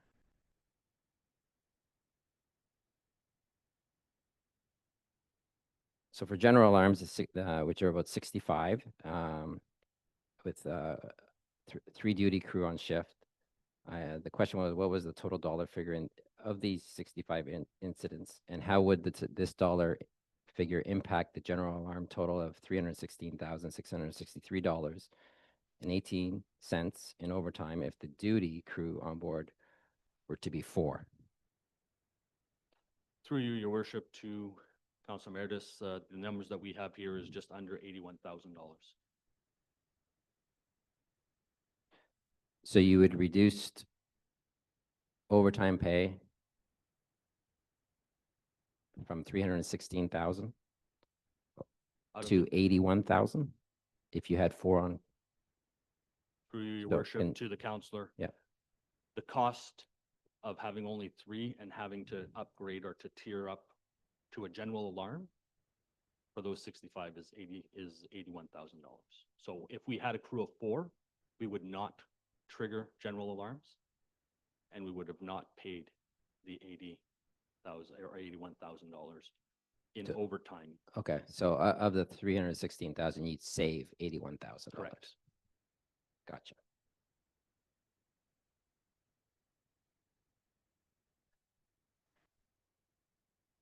And that is in overtime dollars of 81,000. Overtime dollars, right? Correct. That is correct. Okay. So in July 2025 on the chart here, it says you had 70 calls. And in August 2025, you had 83 calls. Beside each incident, how many firefighters attended career and volunteer, and what was the cost per call, regular time and overtime? And then we got the grids for July and August, but we didn't get them from July or January to July of 2025. Those call breakdowns. Through you, your worship, to Council Emeritus, in order to give you the numbers, the deputy and our administrative assistant Melissa have to go into each fire report and gather the information. Since we received your question, they've worked overtime last night and the night before to give us the numbers. We were able to get two at the time of the report. We had two. I have four other ones as well that was sent in order to give you that breakdown. But as you can imagine how tedious it is with 615 calls so far this year, going through each and every one and figuring out what the call is and documenting it per month. The deputy worked at that, like I said, and Melissa for the last 2 days. We did have additional numbers that we forwarded to you. Unfortunately, I'm not quite sure where it went. We are working backwards. It's not something we traditionally gathered. Moving forward, we are. Moving forward, we'll be able to present that monthly as to what the breakdown is, the same as what you did there. What I did is I included what you would see moving forward, but your ask was to go backwards. And as like I said, we did the best that we can. Okay, so I don't have that information right now in front of me, and I think the clerk did email me, and I still don't have it on my email for some reason. But those numbers, are you saying they're still working on them, or do I should have all that information now?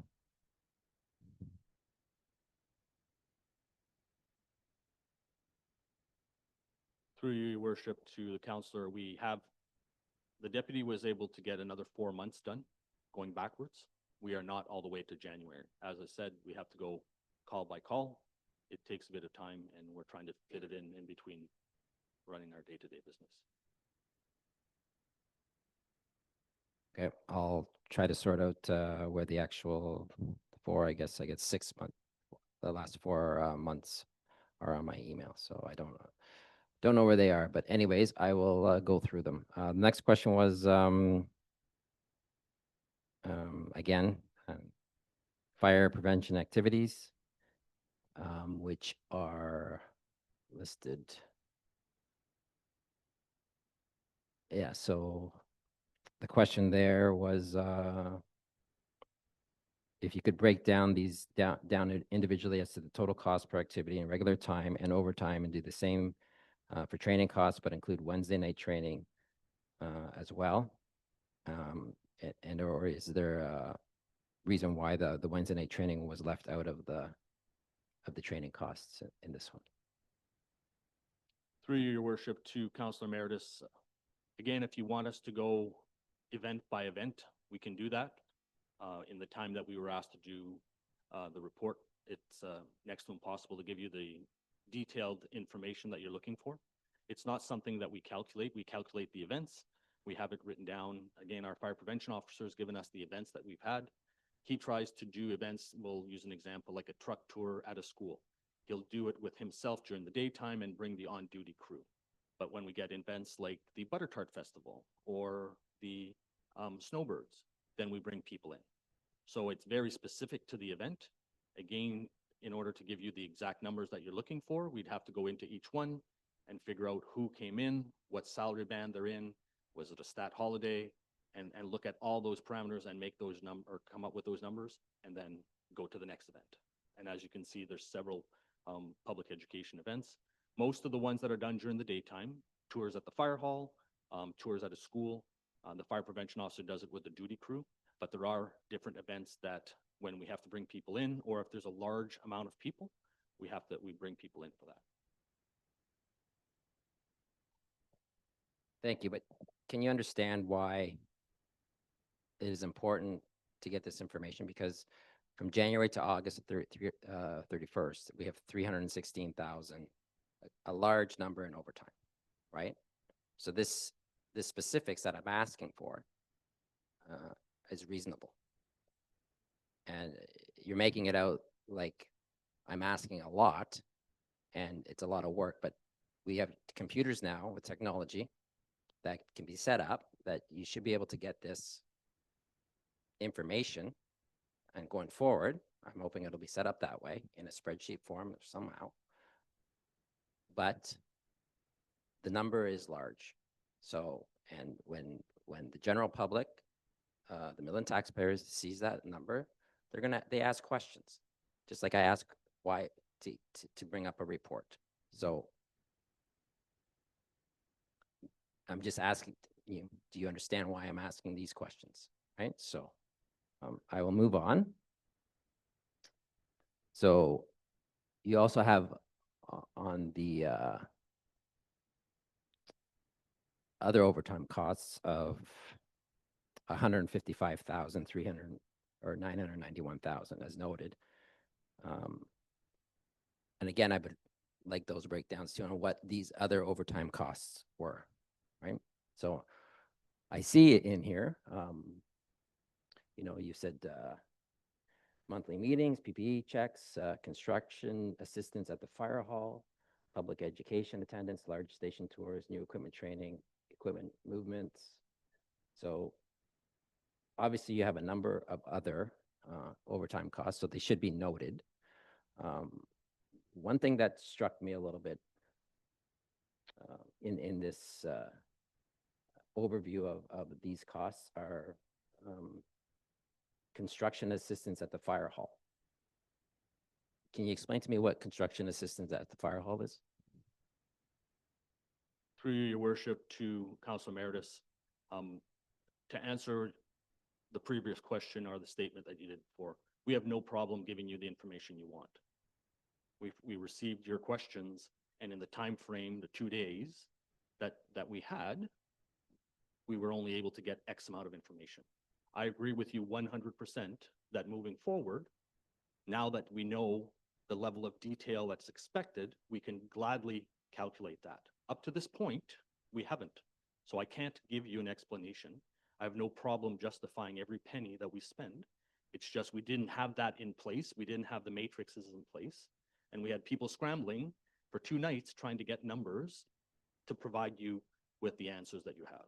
What I'm simply saying is I have no problem providing you that information. I don't have the amount of detail that you're looking for, but I will gladly get as much detail as I can. I just need the time.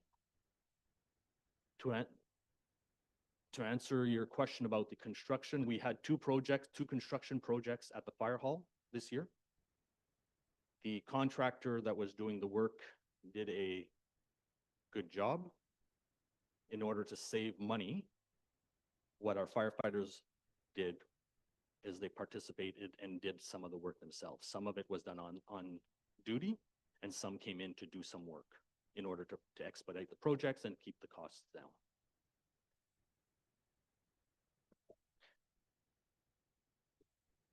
Okay, so when I see this under overtime costs, we're bringing in firefighters to do construction work on the fire hall, which I'm assuming it was for the sound barrier possibly for the offices that was asked in the budget, the 2025 budget. I'm not sure what it was for. I'm not sure if that's in the collective bargaining agreement that we have firefighters doing construction at the fire hall and collecting overtime. This is what it looks like to me. So when I ask for detailed reports on what's going on with the large number in front of us and our overtime costs, this is why. So full transparency is what I'm asking for, and I'm getting it, which is great. So So my last reference to the construction costs was that the one that was in the 2025 budget for whatever construction was, or was it the windows, or was it something totally different? Thank you. Through you, your worship, to Councilor Meredith, there was 2 construction projects that were approved in 2025. The sound barrier one that was brought forth, that was a 2024, which was turned down by council at the time. And I was given options to deal with sensitive information instead of going through the noise barrier noise barrier option of construction. The 2 projects that we had in place was a captain's office to remove and a common room for construction. The collective agreement part of your question, there's nothing in there that says our firefighters are to participate, not participate, work on projects such as construction. What they did is, in order to help the contractor, they initially opened up a wall and then took the complete wall out. And then when the contractor came in and did the work, additional work had to be done in order to correct the work that was happening. And it was done by our firefighters, and then they continued on to support that part of the job. So it was done quicker. And even though it shows the overtime came from the firefighter side, when we look at the construction costs, you'll see significantly less costs on that side. So if the contractor, if we were to take the contractor funds and moved it over, it would more than cover, and still we'd still be ahead of the game if the firefighters were doing it. There's only portions, when I state that they did some of the work, I'm not suggesting that there's huge numbers there. There's parts that they did that facilitated that construction project. I hope that answers your question. It does. And then this is why when you have detailed reports and someone is looking at this report, a constituent, you need to pinpoint how many minutes, hours, how many men, what was the cost, right? To back your statements up, right? So this is why detailed reports are important. I'll move on.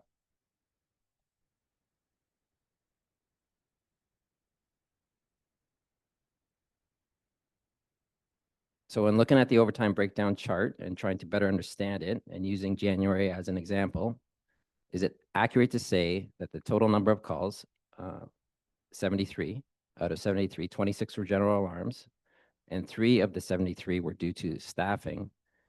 And of these fire calls, staffing due to staffing of these fire calls, 35,550 were overtime and 7,379 were regular time, which relates to about 80% of the January calls were paid by overtime. This chart seems to cover overtime. So what is the actual regular time in payroll dollars for the month of January? Through you, your worship, to Councillor Meredith, I'm not quite sure. I'm trying to figure out, because I have multiple charts up here, which one you're looking at. The overtime is what was asked, so that's what's up there. The regular duty salaries is not there. Because it's regular duty salaries that they'd be there, be it that they're running these calls or not. So we did not include that. If that is something you want us to add, again, we're more than willing to turn around and fine tune the reports to provide you the answers that you're looking for.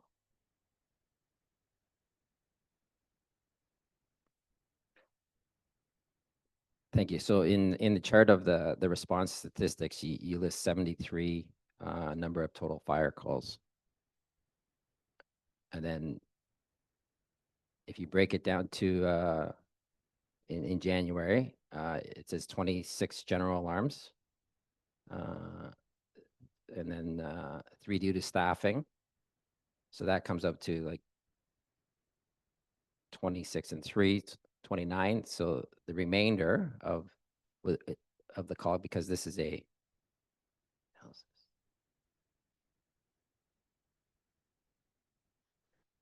so the remainder of the calls. But this is on overtime chart, so the remainder of the calls, would they be on regular hours or would they be on overtime? But this is, so the first chart, the responses are the total responses, and then it breaks it down to overtime. So the difference between 29 and 73, about 50 some odd calls, they were regular calls. They weren't overtime calls or generals. Through your worship to Council Emeritus, that is correct. Okay. We broke down the general alarms or we separated the general alarms. We separated the general alarms due to staffing of being 3 versus 4. And then the rest would be calls that staff would have responded to with the staffing at the time. So if the staffing was a 3 and it was a medical call, they'd respond with that. If it was staffing of 4 and it was fire calls or MVCs where they wouldn't call, they'd respond with that. So the total amount, and then we broke down what the general alarms were. And we also specifically identified when we had crews of 3 when we called for general alarms. Okay. And then last question was, I'm not sure if this was a mistake, but in the breakdown of in August, I think it was, just trying to find the chart here. When you look at the breakdown and the number of fire calls for August on page 3, you list 83, but in the chart on page 6, it lists 90. Is that a discrepancy just because it was an error, or? It's a key. Through you, your worship, to Council Emeritus, as I said, we updated that file at least 3 times before we sent the initial one, and now we've sent you 2 other ones. It was a keying error, as simple as that. Okay, that's what I figured. So you sent me updated ones, which I have not received yet, so. Okay, thank you.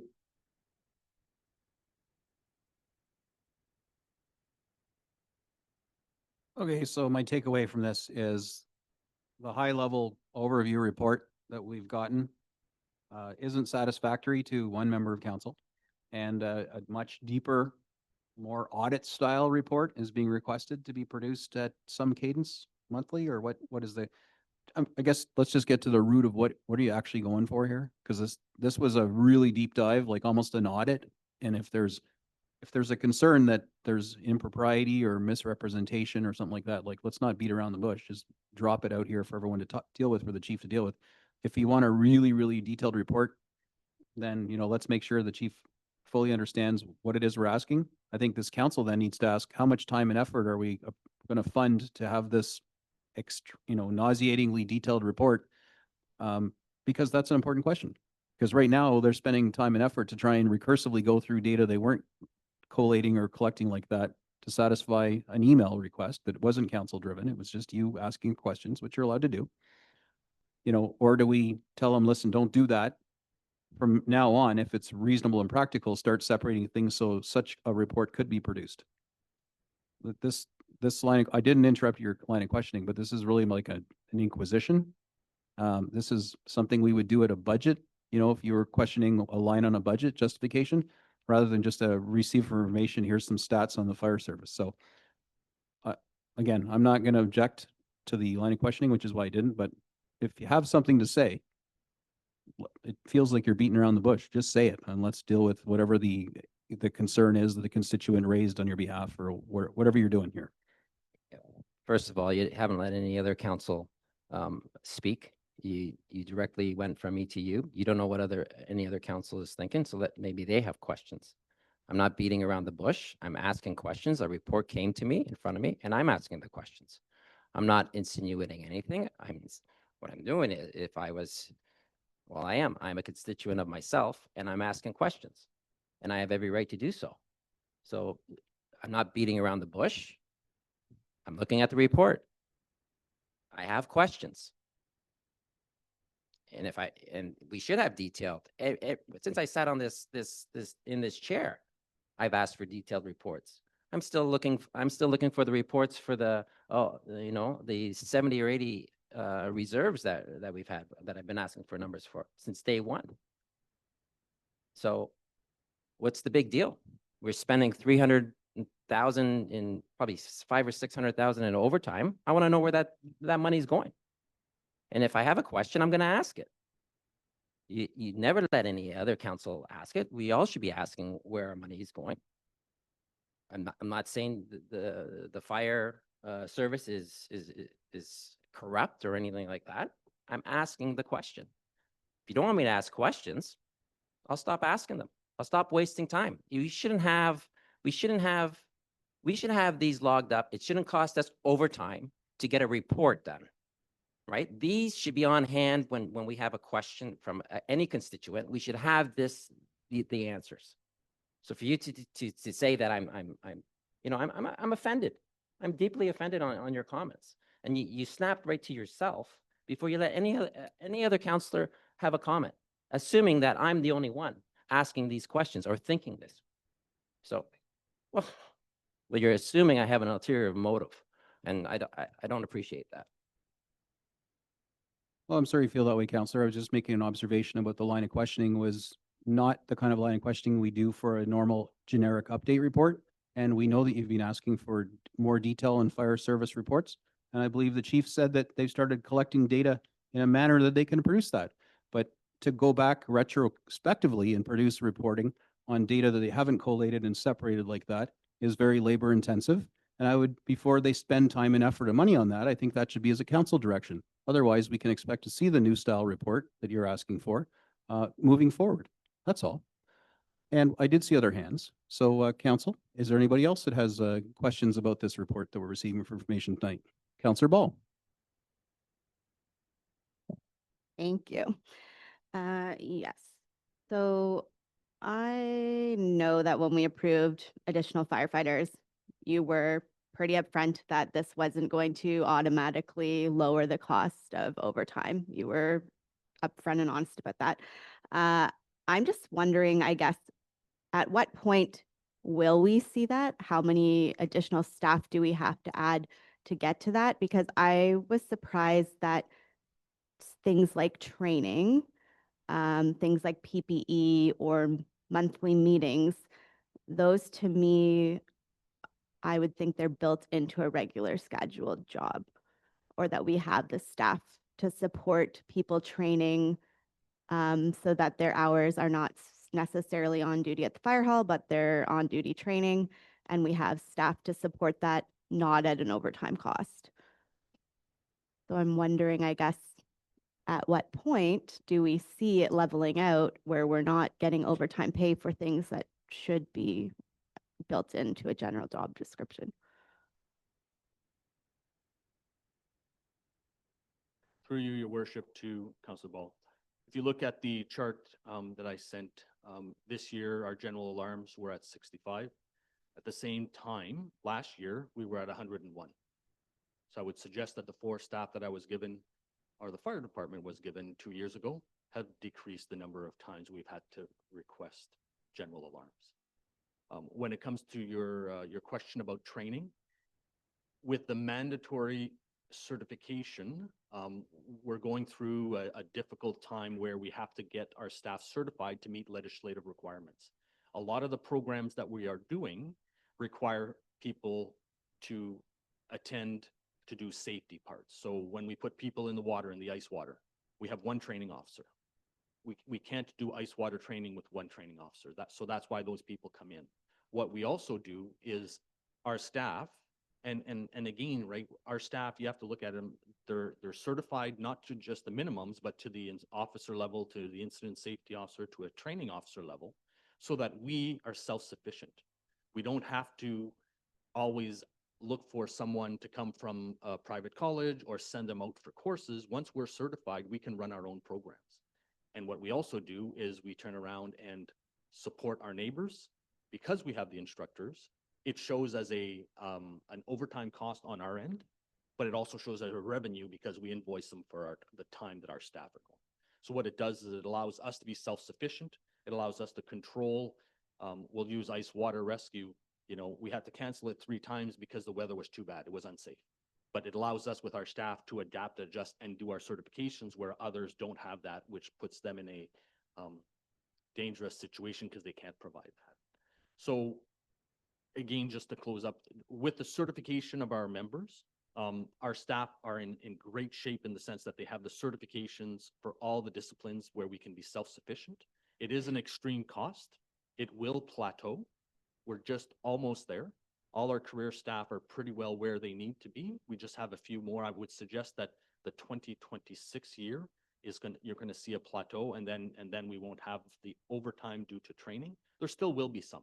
Will we ever get to a point where we don't need people to come in? We won't. Will we ever get to a need where we don't need to call general alarms? We won't, because we need 5 trucks staffed all the time, and we just can't get it. So we're just trying to find ways to limit that. Like I said, with the increased staff that are there, we were able to decrease those calls. As we add, we use the example of the 80,000 that's been spent, that if we had 4 all the time on the trucks, we wouldn't have had to do it. So we're trying to find ways to kind of decrease that demand on, or that pressure on the overtime costs. Okay, thank you. I guess just follow up. I understand for ICE training, you have to have the majority of staff there at once, so you are going to be fronting out overtime costs for that. But this is a legislated training. I appreciate that we have gone above and beyond to be able to train our firefighters, but this is something that they're going to have to upkeep now. So they're going to have to be recertified or refresher training. So this report makes it seem like all of the training they're doing is at an overtime cost. So I'm wondering how we're going to build it into our model that we have the support at the fire hall and on training, not at an overtime cost, so that we are paying regular pay. Like if I go to training at work, I don't get paid overtime for that. I go on my regular amount of allocated time. I get paid for my day at work, but I don't do my work duties during that training time. That's kind of what I'm getting at with this model is how are we going to get there? Through you, your worship, to Councillor Ball.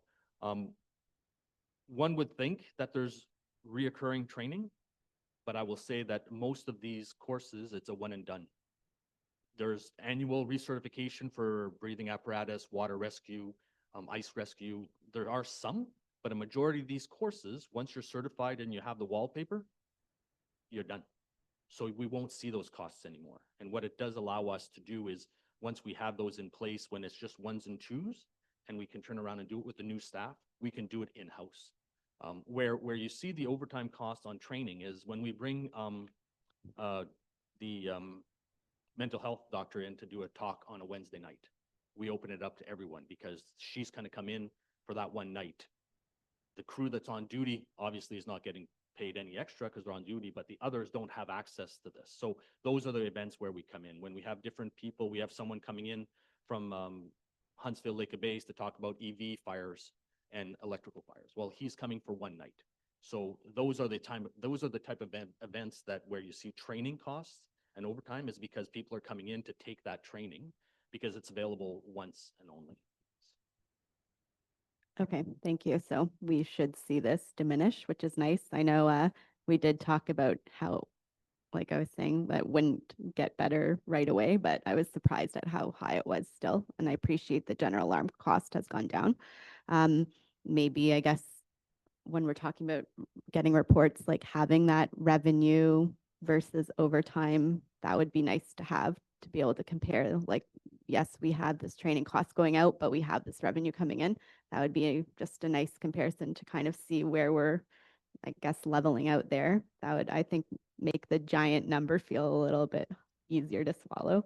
I just had another question about community engagement. I love that. Obviously, I'm a huge supporter of it. But I'm wondering, I guess, how many people have to be on the fire truck when they're going out in the community, and if that's open to like volunteer firefighters at a lower cost. Because that's, I guess, I would like to be able to give back to the community, but I don't want to take it out of their pockets to do that. Through you, your worship, to Councillor Ball. The trucks, when we send them out to different events, we send them out with 4. And that's simply because when a call comes in, they're not trying to get back to the fire hall to pick up people and go. So we'll use Butter Tart Festival. It does a dual job. They do public education, but they're also there so that in event something happens, when we have the 60,000 people in town, we're not waiting for people to try to get to the fire hall. They can go straight away. So when we have to upstaff for a public event, most of the time, if it's not done by the on-duty crew and the fire prevention officer during the week, then we upstaff it, and we upstaff it with 4 because now it allows the truck to go immediately. Your question about staffing it with volunteers versus career staff, that ends up violating a CBA, and we would not be able to do that. As much as I would love to look at, HR and I have looked at different options, we've had different discussions. It would go against the CBA, and that's been in place for 3 rounds, 4 rounds. We just can't do that. Okay, I will let that linger in HR land. Sorry, firefighters hearing this, but I don't love that. So I know we are a little while from the collective agreement again, but maybe put that out there as a feeler.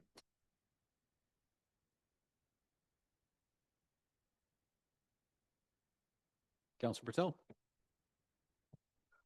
Thank you, Worship, through you to Chief.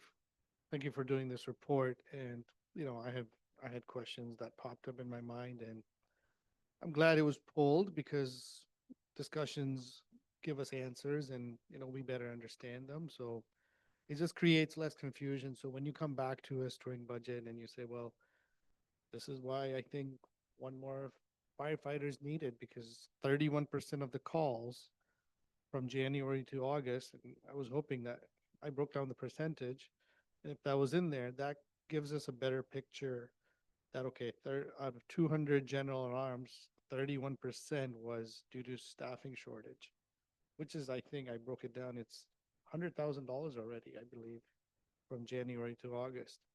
So having this discussion, giving us these numbers really helps us make better decisions.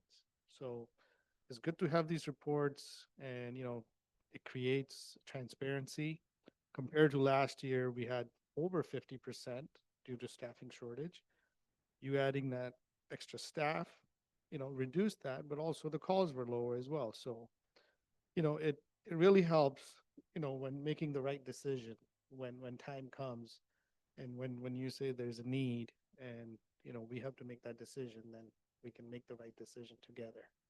So thank you for this report. And, I'm hoping we can reduce that overtime cost. And you mentioned that because of the training, which will not happen in the future because it had to be done before 2026.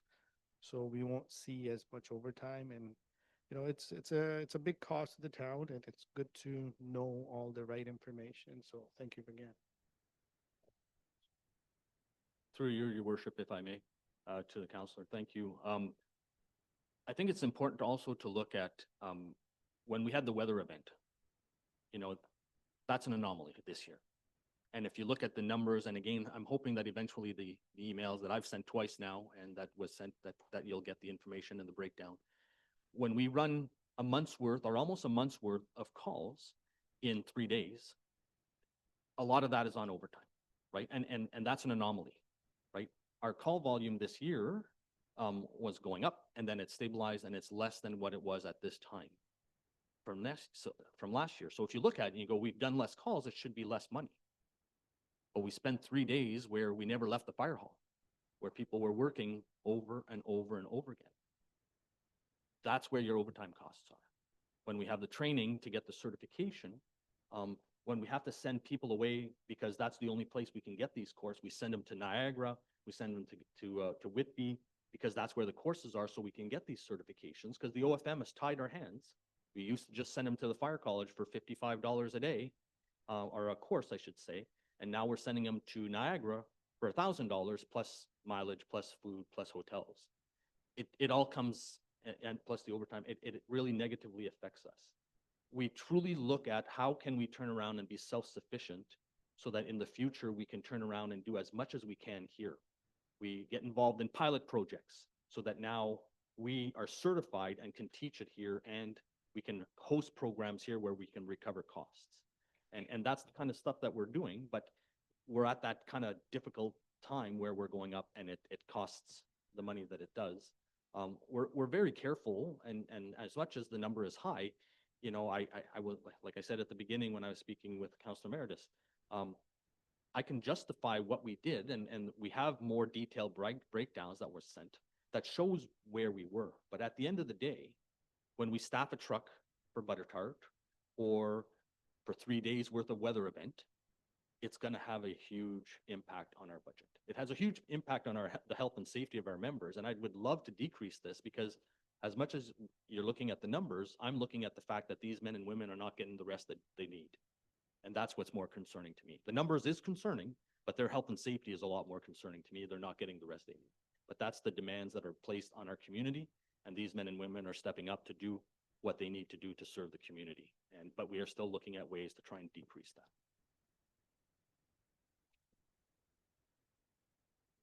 Councillor McDonald. Thank you, Mayor Gordon, and thank you, well, to Councillor Emeritus for bringing to light a lot of questions that didn't cross my mind, and for the chief in his attempt to answer them.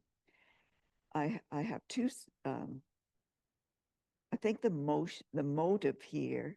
Well, first of all, I'd like to say the safety of the residents is in everybody's minds all the time. And I believe the motion of the line of questioning is looking for savings. We have to find some savings. We can't just, and we have to be able to defend our support of the budget. So now you've got a clear idea of what kind of report, and in the future, I'm sure that's going to come forward. Now I have a silly question.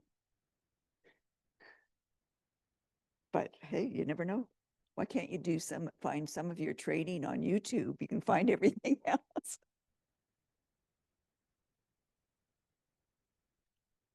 Through your worship to the councillor, our staff members look at different examples and options and programs on YouTube and all sorts of other social media or other media events.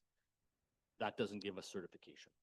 It gives us information. It gives us different videos, different angles. We look at stuff like that all the time. The challenge that we have is as much as we spend time looking at that, at the end of the day, we don't have the documentation that shows that this is what we have accomplished to meet NFPA requirements. So to meet NFPA requirements, we have to take NFPA courses. In order to take NFPA courses, you have to have an NFPA instructor and an NFPA location. And that's where the costs are coming. Such a silly question. Thank you. So Chief, are you confident, based on the email exchange, I haven't seen any of the requests for the detail, but I think I got an idea from Councillor Emeritus's questioning tonight. Do you have the capacity to produce ongoing the kind of reporting that Councillor Emeritus is asking for? The level of information required, I believe, is in it. Most of it, I think, is in the emails I've sent you. But I'll gladly. I've made some notes, and I'm going to gladly go deeper into it to provide as much information as possible. I'm hoping that the information that I've sent answers a lot of the questions that were brought up. But I'll gladly, moving forward, we're documenting and we're taking steps to turn around and get that information. So we can gladly put something more in detail without going, too far where it puts us on trouble on a privacy side. But I'm more than willing to do that. Thank you. And if you could, it would be helpful if you shared that with all of council so that So- we all have the benefit of reviewing the deep dive into the numbers. So the deep dive, Your Worship, the information from Madame Clerk is all of council has that email. The reason I sent it directly to Councilor Emeritus is because he was saying he didn't receive it. So I was trying to get the information to him. But Madame Clerk indicated, I've asked her twice and she said it has been sent. Okay, so it's arrived. Good. And then moving forward, will this report that we're looking at right now be modified to a new template that contains that for future reference?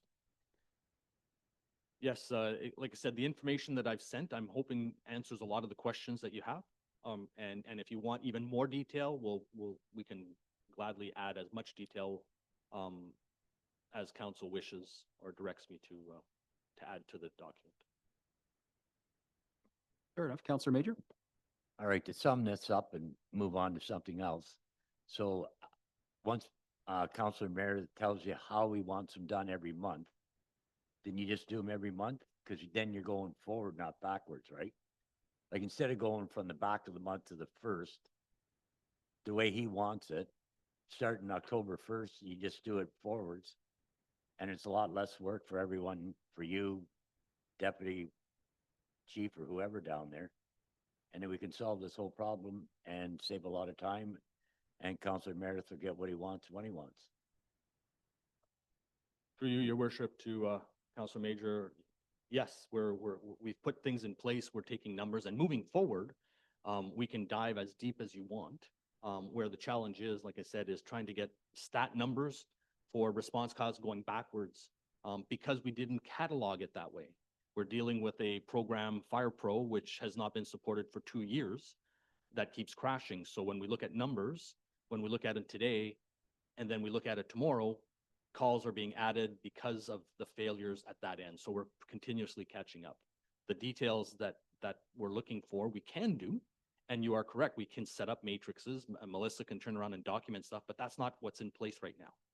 And in order to turn around and provide that level of information, it has to be done manually, each different section. And we did the best that we can. Obviously, you'd like more detail, and we're, like I said, we'll gladly do that for you. All right, thank you. So that's at the crux of my, I guess I'll call it criticism, which wasn't meant to offend Councillor Meredith, is that we're hearing from you that you haven't been collecting it in that level of detail. We have the high level number, so we have a number 8, but we don't have the 4 ones that, or sorry, the 8 ones that added up to become 8. And Councillor Meredith is looking for those kind of answers so that he can dig in, but you haven't got those. So you're having to go back manually through these documents in your old Fire Pro system to produce this recursively. And that's where I'm suggesting that this, unless there's an actual issue like that, we want to pull that thread because there's actually an issue somewhere, like then go through all that effort and pain of doing that. Otherwise, why waste your time doing that, quite frankly? We have the number, unless someone's suggesting 8 is not the right number and it really should be 80. Then moving forward, you produce those kind of reports for us rather than chasing your tail and going backwards. That's my concern, and that's why I was asking Councilor Meredith, is there something, a math error or something that he believes is wrong in the reporting?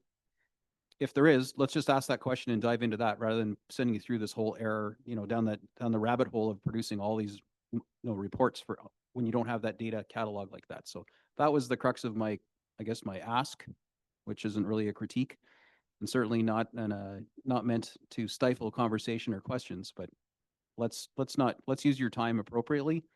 And if there is a problem suspected, then let's deal with that line item rather than making you redo the entire document. Councillor Meredith, I know you probably have some response to Councillor Major and potentially me. Yeah, well, I'll comment on what you just said. So in the report, it says from January 1st, 2025 to August 31st, 2025. I'm asking questions in that period. That's all it is. I don't know what goes on at the fire hall. The fire feasibility study that I was a part of, give me more information on that, about the workings of the fire hall. Just being on that committee, which is great, right? And I understand it better. When you give me a report like this, I'm going to ask the questions. I got July and August. I did not get anything from January to, for January till June. So I asked the questions. So, and going to Councillor Major's comments, this is not what I want.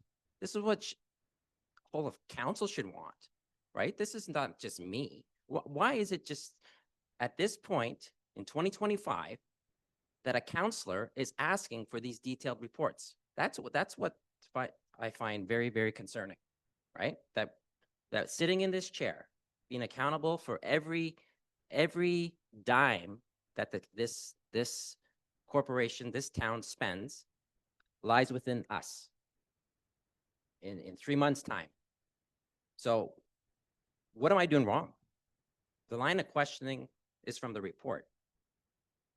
if I have direct concerns on what's going on, I will do it behind the scenes. Talk to the CAO of my concerns, right?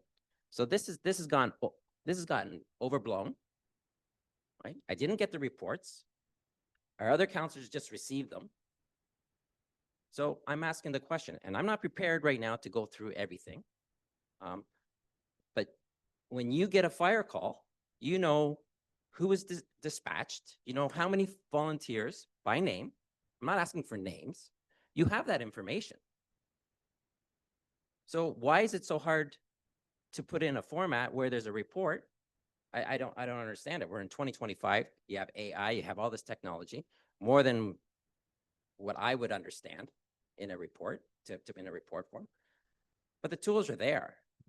So for me asking these questions, you may think they're absurd. I'm diving deep. I'm looking for something. I'm looking for some corrupt, you know, information that is ridiculous.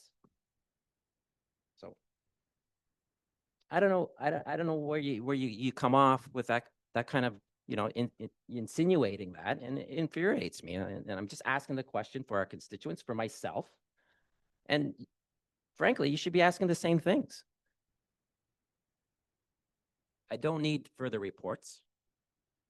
If it's costing us overtime, which I don't think it should be, I don't think, you know, for you to go back and whether it's your staff that are going back and staying up till midnight and doing this overtime, that's the last thing I want to add to this overtime budget. That, you know, I don't know what your daily duties are. I'm sure you could find the time, but I don't need it right away. So, and when you talk about the ice storm, right? I don't have any problems with the level of service that you are providing for the town of Midland. I'm just trying to dig down and accumulate information from this report. That's all I'm doing. So I've never once doubted the fire service. I've never once doubted your you know, your commitment to Midland.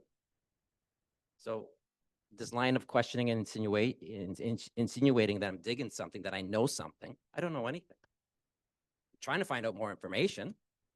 So this I shouldn't get treated like this for asking the questions.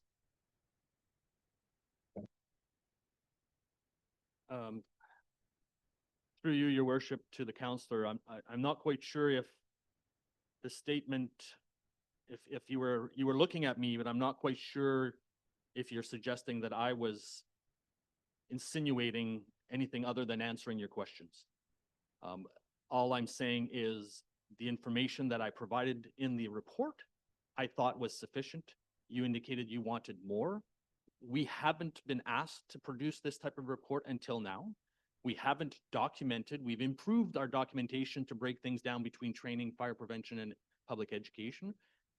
Now it's very clear you'd like more detail. And as I said several times, I'll gladly do that. I just didn't have it available. The reason that we turned around and had people working last night, the night before, is because one of the questions you were looking for, again, is not information that we had available. We don't have tools that can turn around and do this. It has to be done manually. So in an effort to answer the questions today, they did that. We sent it in. I don't know why the information didn't make it to the mayor and council up to this point. I could appreciate the frustration. I'm not exactly sure what more I could have done, because a lot of the questions that you're asking, each call, how was the breakdown, is sitting right in front of me. It should be sitting in front of you. I don't know how to better answer your question and appease your frustration, other than moving forward. If you want the information, we will put things in place. We have to remember, Councillor, with all due respect, I'm here 2 days a week. So to suggest that running this department on 2 days a week, I have plenty of time to take on these things, I'm going to suggest that I don't. So I'm trying the best to get people to help me get the information for you, so that at the end of the day, when a constituent or somebody approaches you, you have that information. In the time frame that we had for the detail that you wanted, we did our best to get you as much as we could, and I've provided it in advance. Unfortunately, I don't know how come it didn't get to you, but I think a lot of the questions that you have, the breakdown is right there. Moving forward, if you want more detail, I'll gladly do that. I'll do it as often as you'd like. If monthly is what you want me to do, I'll gladly do that as well. I just need direction from council. Is it fair to say, council, that we're more interested in tracking overtime? Because our objectives, of course, are to try and reduce the overtime spend wherever possible, other than, outliers like ice storms. Do we want the chief and the stats folks to track anytime that they start to incur overtime and get a real deep collection of that? Or do you want to see just the day-to-day operational, deployment of people at the department? Like it would probably help if we could scope what we were really looking to track over time, because, at the end, we still have to pay the overtime regardless, right? Through you, Mayor Gordon, you already track it. You already track everything. You track every movement on your fire. How else do they get paid? How else do they get paid an hourly salary or a contract, and then have an overtime figure? You track the calls. You track everything. This is not it's not a hard thing. You don't have to report, but when someone wants a report on something, you should be able to pick it up, not go spend 3 days to figure it out, right? You should be set up better. And it's not, you have staff, you have people in the office. I understand you're here, we're splitting you between two municipalities. I wasn't expecting you to do these reports. I was expecting your staff to do it. So, but I don't know how that end of it operates.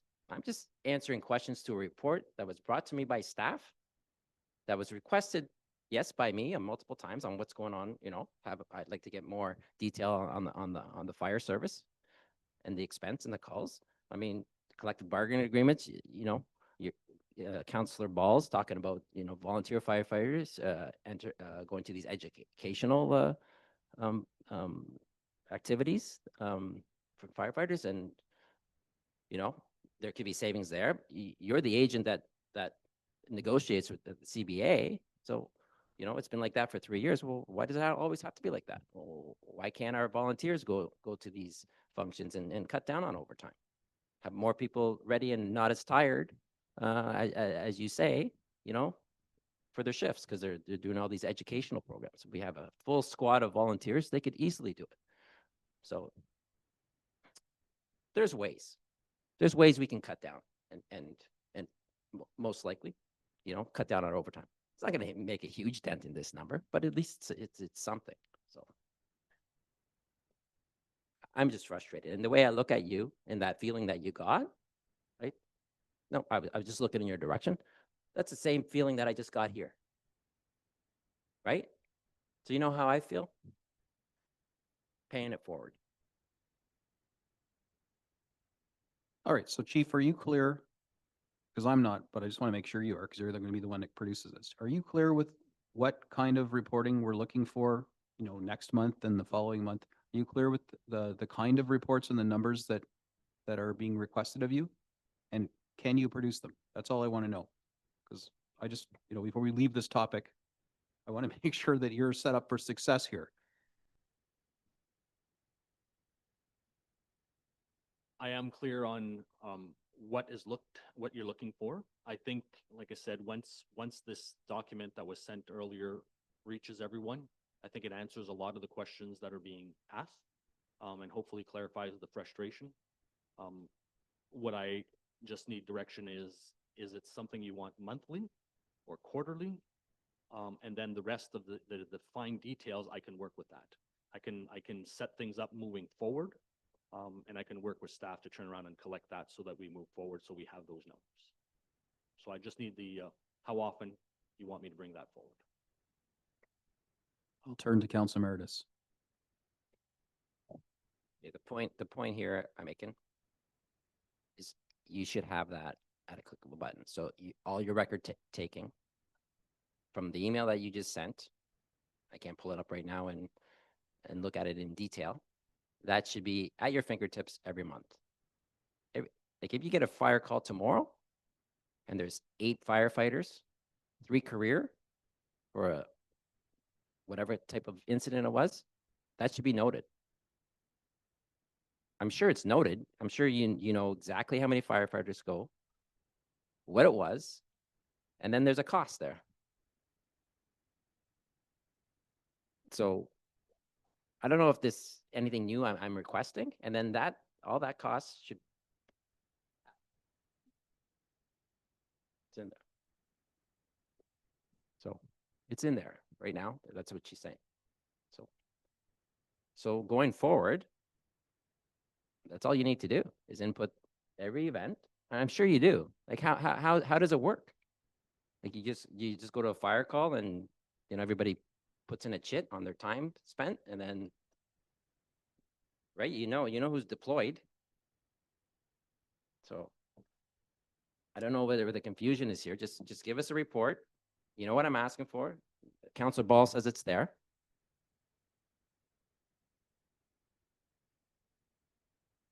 I don't need it every month. 6 months, every quarter, right? Keeps everything transparent. If I get a question, if I have to, and in July, what was this, and this? You should be able to pull that up, right? Madam CEO? Through your worship, to Councillor Emeritus. So yeah, so we will maybe go for quarterly because that's how we do the overtime as well. The one thing I will say about the report and I hear your frustration and I actually feel it, and I'm sure the chief does as well. Fire Pro is an outdated system that should have been replaced by Barry, and it's controlled by Barry years ago. And I know it sounds like an excuse, but it's an antiquated system. So now that we know we can actually get things, but it's not a system that we have an ability to get a report out of quickly, as crazy as that sounds in the 2025, but it is true. So now that we know, we can definitely do quarterly reports with that information because we can just pull it out easily rather than going back. And the good news is I hear that we'll soon, or hopefully soon within the next year, be getting a new system through Barry. But so I think quarterly is fine if that works for everyone. Council's quarterly work? Nobody can argue that transparency is a bad thing. Councillor Patel, and I'll go back to Councillor Ball. Thank you, Your Worship. So as I was going to suggest that we should maybe go around and get feedback if we want quarterly or semi-annually or yearly. I'm suggesting just, yearly, just get it before budget. And I also recommend, as Madam CEO suggested, let's get the new software first so the data can be distributed or inputted better, and rather than, work with the old system. So get the new system. I recommend just, yearly, because it's just when the more data we get in our inbox, it's just it might become spam, that we're not paying attention. So maybe just gather, just have a little quick vote, yearly, semi-annually, quarterly. I'm fine with anything. Thank you. Quarterly's feeling like the number, though. Councillor Major. Quarterly. Councillor Ball. Thanks. Yeah, I'm fine with quarterly. And I did see it. I think it was just some weird IT glitch because I can see the email like Sherry sent at 11 a.m. Like it isn't here. So the stats are all there. You can bring them up in your inbox now. And they are monthly and they are by call. So that's great. I think quarterly is fine. And I think just speaking to Councillor Patel's point, it helps us make a better decision at budget. Like if we're going to hire more full-time staff and reduce that overtime cost, like that's the best way to make a decision, is knowing what that's costing us. So I think that's what Councillor Emeritus is getting at, is that we just want to have the details to be able to do that. It's definitely probably blown out of proportion. Emotions are high, so maybe we can move on and just we're all trying to do what's best for everyone here, including fire chief, staff, council. So Councillor East. Through your worship, more of a comment. I feel that we owe you an apology if we've made you feel at all that we don't trust you. All right. I want you to know that I'm pretty sure I can speak on behalf of everybody sitting around this table that we trust you. right? And I know that right now there's some emotions running real high. I don't want there to be any bad feelings after this meeting. Just know that we trust you, all right? And I'm sorry, personally sorry. All right, so before I call the question on this, just a reiteration that we're in the governance mode, not the operational mode. So line by line review is something we do at our budget time. You have a budget, chief. You're tasked with living within it, and any overages you need to justify to us at budget time. Tonight was a little different. We were asking for some justification midstream. Nothing, there's no offense in doing that. The reporting didn't provide it, the stuff that was in the report. You've since provided something I just pulled up briefly on an Excel sheet, which seems to give a much deeper view into that. If that helps Councillor Meredith and any other councillor that is a bit more curious as to how we get to the numbers that are in the high level report, fantastic. Sounds like we're going to see it quarterly like this moving forward. But before a quarter has passed, we'll be back at budget, at which time you'll be presenting another number. And again, we expect you to exist within it, you know, barring any things that are completely out of your control and natural disaster, things like that. So again, reiterating Councillor East's point, I don't think anyone's implying that anything was being hidden from us or untowards, but certainly council, if you do have a question about a specific line item, whether it be overtime or otherwise, I do encourage you to continue to work offline with the chief or any other department head, quite frankly, on any of our expenses to get the answers you need. So that, you know, we don't have, you know, what took on the feel anyway of a bit of an interrogation earlier tonight. So that's just my perception. Maybe I'm reading it wrong. But regardless, questions were asked. Questions were kind of answered. And that's just the way it is. So, all right. So I'll call the question. All those in favor of receiving this for information?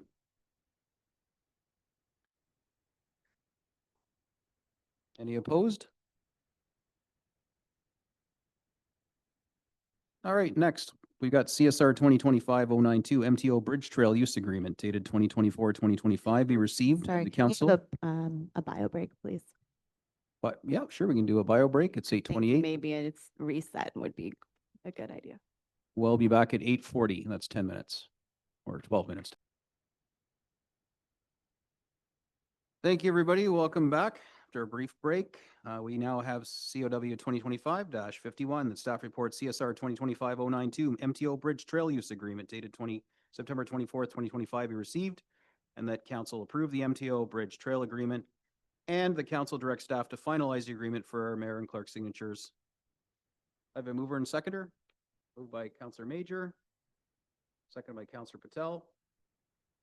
And Councillor, who pulled this one for Q&A?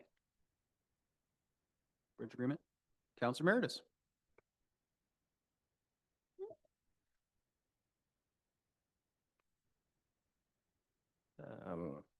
One question, I think it was one. The report states that the major damage and liability risk is with this snowmobiles, and should an agreement be made with Georgian Bay snow riders be discussed prior to entering an agreement with the Ministry of Transportation. And judging from the pics that I see in this report, the maintenance costs of $1,500 to $2,000 a year, in my opinion, may be under budgeted.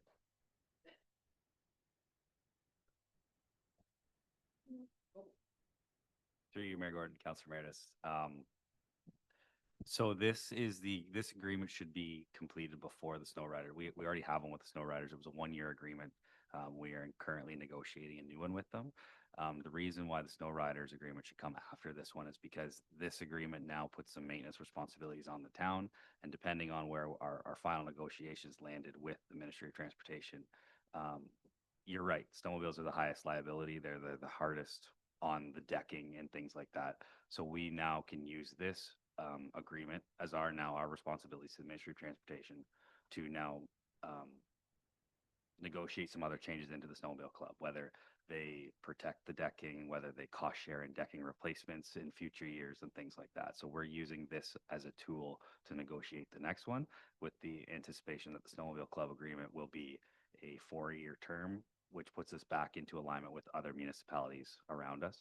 And then we can group negotiate from there on out with the similar terms. So you're right, snowmobiles are the highest liability, and this is the first step into making sure we hold them, financially responsible to the obligations of this bridge, but yet understanding that snowmobiling itself, brings some economic development, some tourism to the town.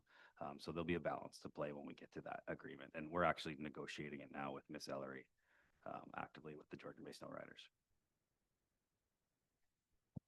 Thank you, and I certainly don't want to, impede any type of tourism in Midland, and I'm sure, it's the snowmobilers, when we do have snow, they come from out of town and they support our community, so which is great, and I'm sure, we have the town has a responsibility in maintaining that as well, but I just want to make sure that, well, obviously, we're going to do, they're going to have their liability on that, and I just want to make sure that possibly, they could be stretched thin in funding too, but they share some, at least some of the costs in possibly the repairs done to snowmobiles. As far as the graffiti and stuff like that, I guess that would be our town operations team or staff dealing with those types of costs, or contracted out, I imagine. And that's why I kind of say that the 1,500 to 2,000 may be a little bit lean, but just my thoughts. Through Mayor Gordon to Council Meredith. Yeah, that's the plan, is that it'll be in-house staff. We worked with the MTO on the terms of who's responsible for what. Basically, to summarize it, anything on the outside of the bridge is MTO's responsibility, so we won't be doing any painting out over traffic or anything like that. Anything on the inside of the bridge we'll be responsible for. We worked with them on the color choice. We said, make it a color that we can go to Home Depot and buy a can of paint and take it as far as we can. I'll use the analogy, we're not doing body work on classic cars here. We're going to cover up some graffiti, and so it will be quick and dirty in some sense, and making sure that we look at as uniform as possible, but we don't anticipate it'll be contracted out by any means, unless there's significant vandalism, and then we're probably in a different scenario altogether, and we'd have to work with the MTO together on that. Thank you. Council Major. So I want to thank the staff, whoever came up with the $1,500 or $2,000. It's the best, well, one of the best $2,000 the staff spent this whole year. I'm out walking on it, and last year, before the MTO fixed it, there was 12 patches on it. And I used to always figure if the Tour de France guys go rolling through there and hit one of the patches, it's not going to look good. It's the amount of people for $2,000 that either bike, walk, or jog or run on it. We're getting every cent of our money's worth. As for the graffiti, there isn't that much, a bunch of dark green paint, but it's every time you walk across, there's not, I don't think the graffiti art guys seem to get that far out of town to do stuff. But I understand what the snowmobile is. It'd be too bad if they couldn't put belting or something down. But as for the $2,000, the taxpayers, midland.ca and everywhere else, it's some of the best money the town spent, and it's in really good shape for everybody. So hats off to the staff for that. Councillor Bell. Thank you. Just in reference to the graffiti, Barry had this like really cool initiative, oh my goodness, like many years, like I want to say like 20 years ago, where they had people come in and graffiti their skate park to limit the amount of graffiti that actually was there. It worked out really well and actually like limited people graffitiing. That might be something, instead of us cleaning it over and over, it's obviously people are just going to keep graffitiing it, but maybe if you're inviting the people who are graffitiing it to add their, tag to the wall, then they will be less likely to go over top of it, and then it just looks like a cool mural.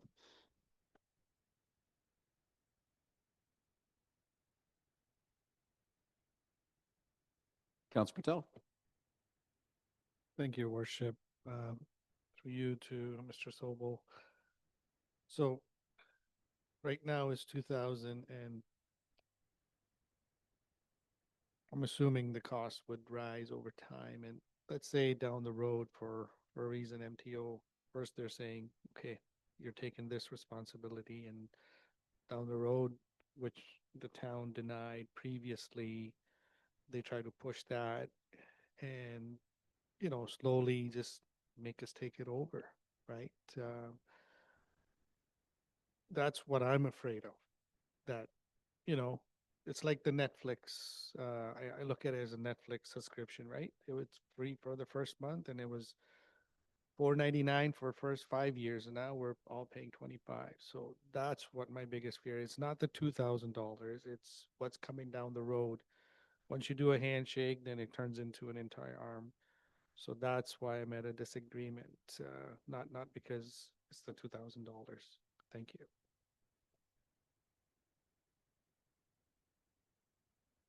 Mitch?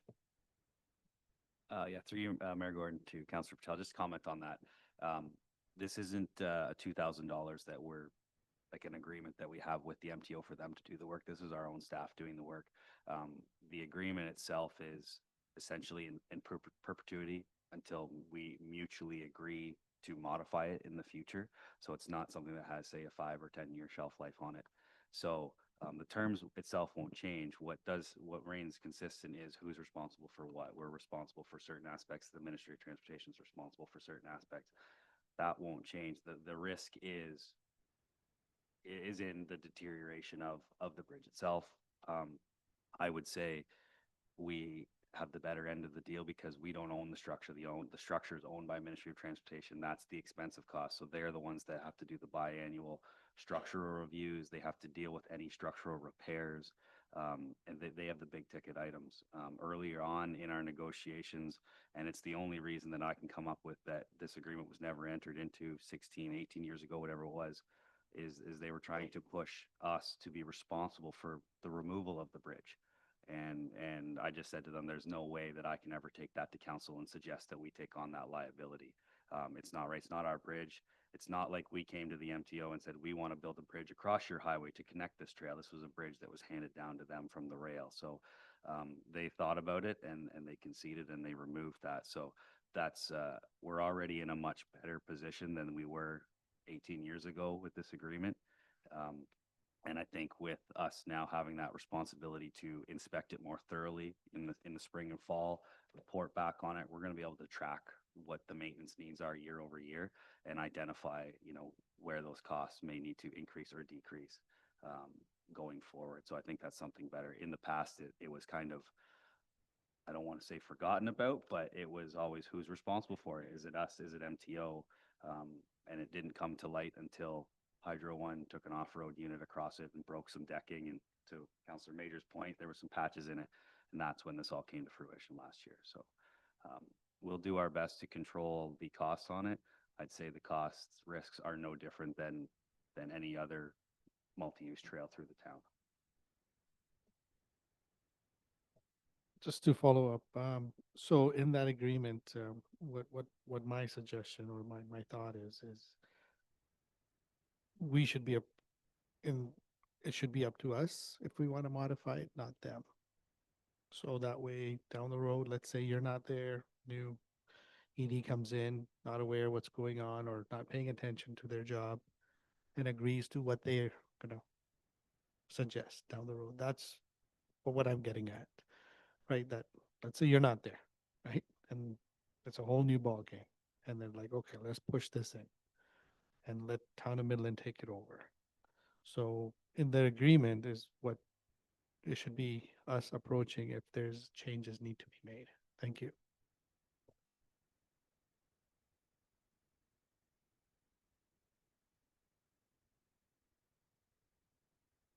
All right, council. So, I mean, are we in agreement that this is a good agreement to enter into?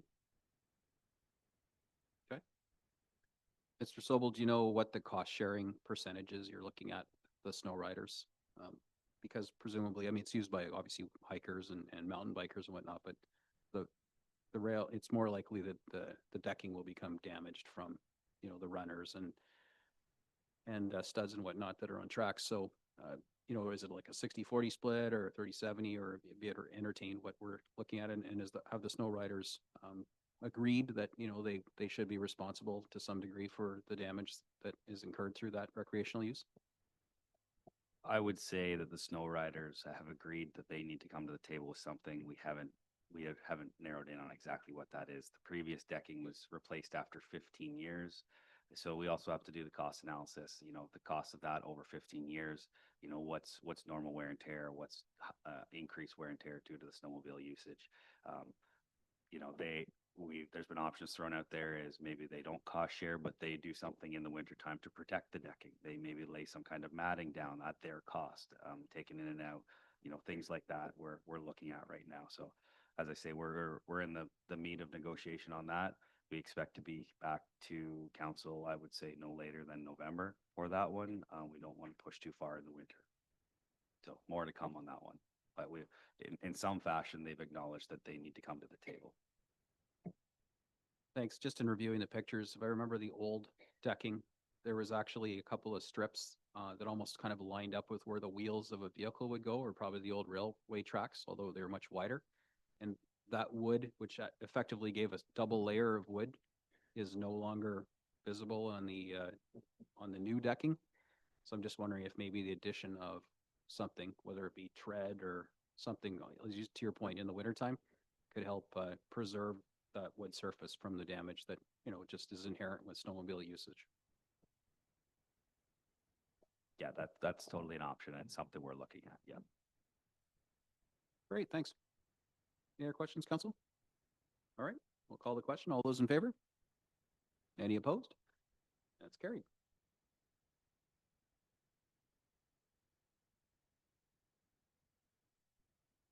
All right, we're at the end of this. So a motion here moved by Councillor Patel, seconded by Councillor Ball, the committee of the whole rise. Oh, I'm missing something from my Thank you, script, Your aren't I? Worship. Yes. Yeah, we have notices of motion and general announcements. I was wondering where the announcements went. You're right. So we have nothing on 11 committee local board delegation memos. We've just dealt with section 12, the pulled reports, and we have section 13 notices of motion.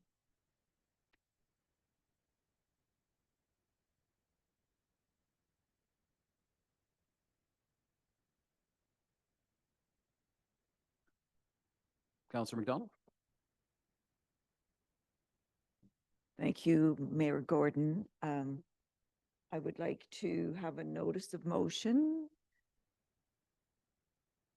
I don't have it prepared in writing to pass on to the clerk, but it's in regards to the speed camera folly, as you referred to it as.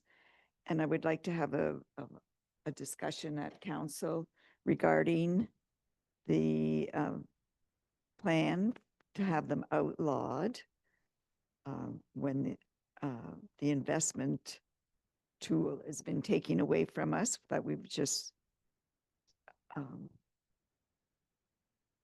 are starting to use, and in the name of safety and in saving lives. It's a proven fact that does it. So I'm not too sure how my notice of motion is to discuss the speed camera folly. All right, well, we've got 3 weeks. So if you want to put together And a letter addressed, thank you, to the Premier Ford and yeah,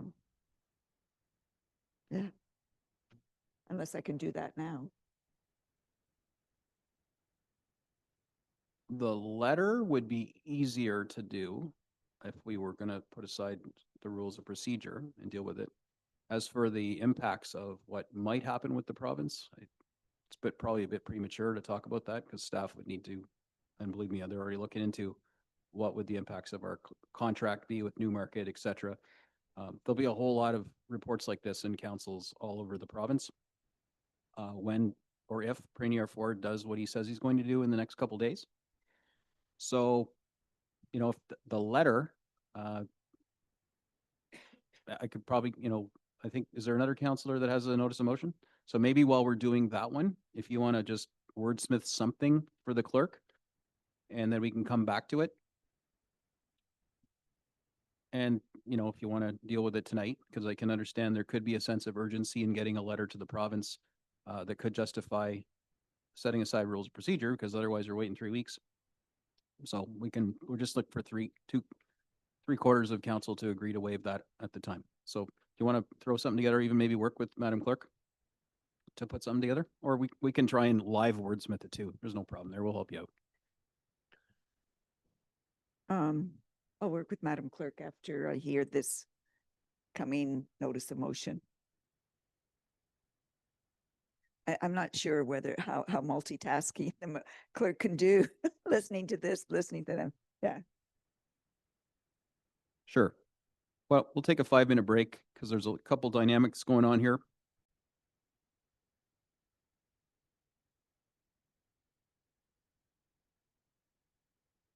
All right, turning on the mic. Welcome back, everybody. We had to do some wordsmithing for some last-minute changes to notice of motion. And we are going to be, I believe, there's a request to expedite, which means setting aside our rules of procedure and dealing with this one this evening because of the urgency around it. And that motion, which we're going to hear from Madam Clerk, do we need to hear the motion first and then put the motion on the floor to set aside rules, or we set aside the rules and then which order would you like it? Thank you, Your Worship. I believe Councillor Meredith does have a notice of motion, so we can deal with that one first. And council can vote on the motion to suspend the rules for Councillor McDonald's motion, which will then be addressed later on in the agenda. Lovely. All right. So Councillor Meredith, you got the floor. Thank you, Mayor Gordon. My notice of motion is that at the request of a private residence, council agree to pay the full development charges, which includes the town, county, and educational development charges relating to the construction of a 4th rental unit at 518 and 520 Elizabeth Street in the amount of $17,307.49, and that this amount to be paid from the council initiatives reserve. All right, thank you. And the clerk clearly has a copy of this. So it will be on our next agenda for our next meeting for debate. All right. Next, we have a request to set aside rules of procedure so we can deal with a motion. Are we dealing with the set aside? No, that comes later. Do we need to get that motion, notice of motion on the floor, Madam Clerk?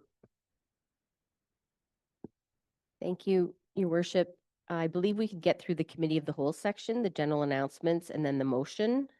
And once we get to number 17, we can deal with the motion at that time. Very good. So we'll just treat it then as if it was a notice for which motion was given. Very good. All right, we are now at the section 14, general announcements. Council, I believe Councillor Bertel, you have an announcement? Thank you, Worship. So October 11th, it's Navratri. Doug Ford had announced and, congratulated or wished everyone a happy Navratri, which is a celebration that happens in the Indian community for 9 days. Apparently they like to party for 9 days and then party for another 10, 15, or just keeps on going. So welcome everyone in Midland resident or anyone that's interested to attend at Brooklee to join the celebrations. Happens every year. This is going to be the 5th year, and the community is very happy or thankful that Town of Midland granted $1,750 this year to celebrate 2 events, the Navratri and Diwali. So please attend if you can and see the rich culture and diversity that now Midland is fortunate to have.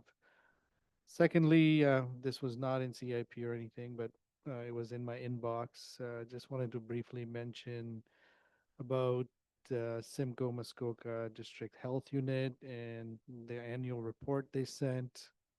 It's one agency that we never talk about or look at, but all the great things they do for our community. For an example, they did 1,300 safe water inspections, which is vital, and many other things related to, for example, sexual health related phone calls or visits by public health nurses, things like that. And there's quite a bit data in there just to get an idea what this organization does, and we're part of it. Thank you. Thank you very much. Anybody else? Councillor McDonald. Thank you. I would just like to share with council and everyone that the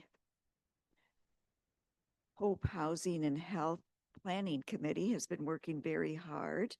And we would like everyone to put in their calendar, save the date, November 20th, 2025 at the North Simcoe Sports and Rec Center. The agenda is in draft.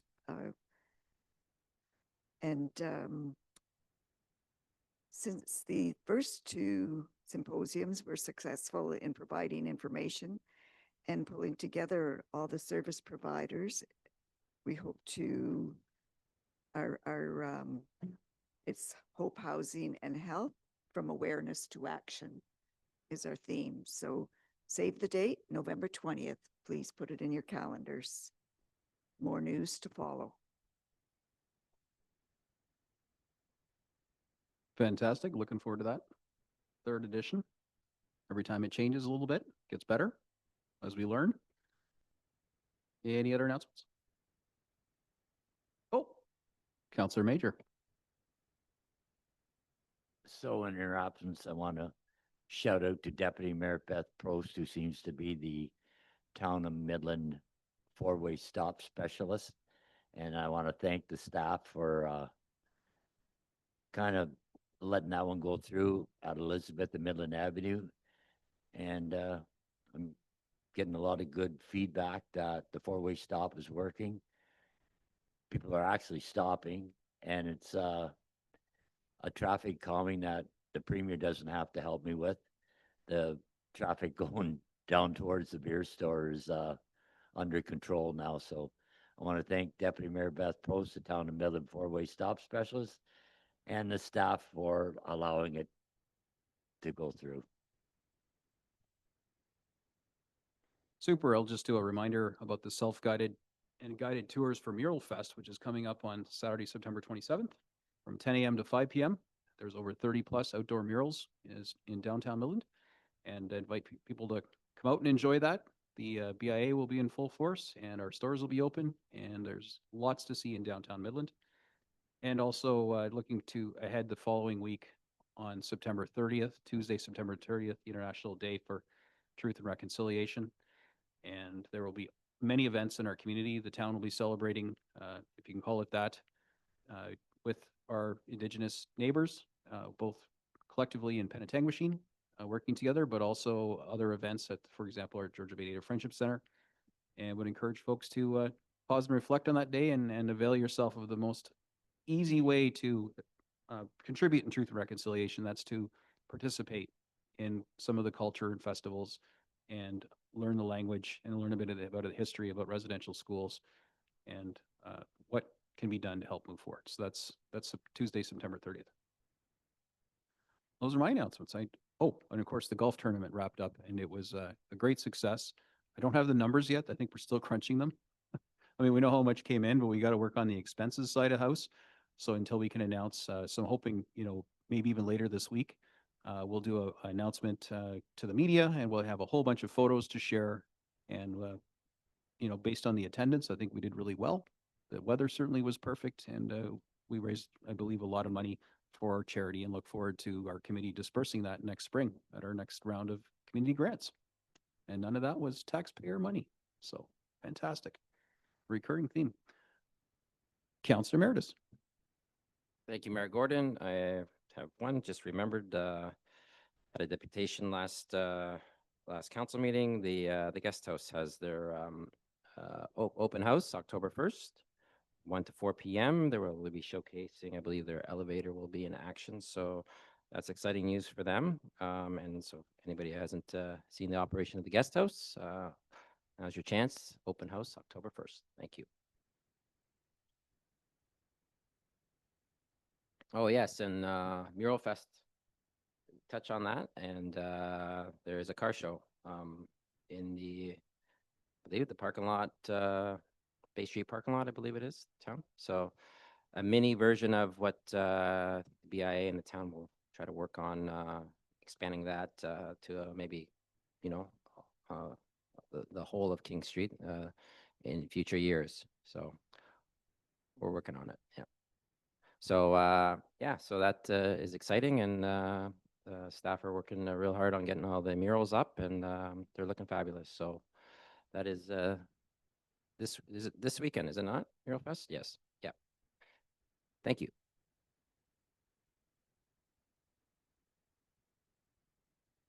All right, that's it for announcements.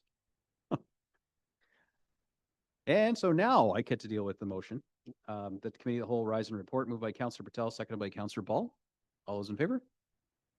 Any opposed? Carried. And I have a motion here moved by Councillor East, seconded by Councillor McDonald, that recommendations of the committee of the whole for the meeting of September 24th, 2025 be adopted as resolutions of council. All those in favor? Any opposed? Carried. Now we move into motions for which notice was given, which is our sticky icky one here. So we've got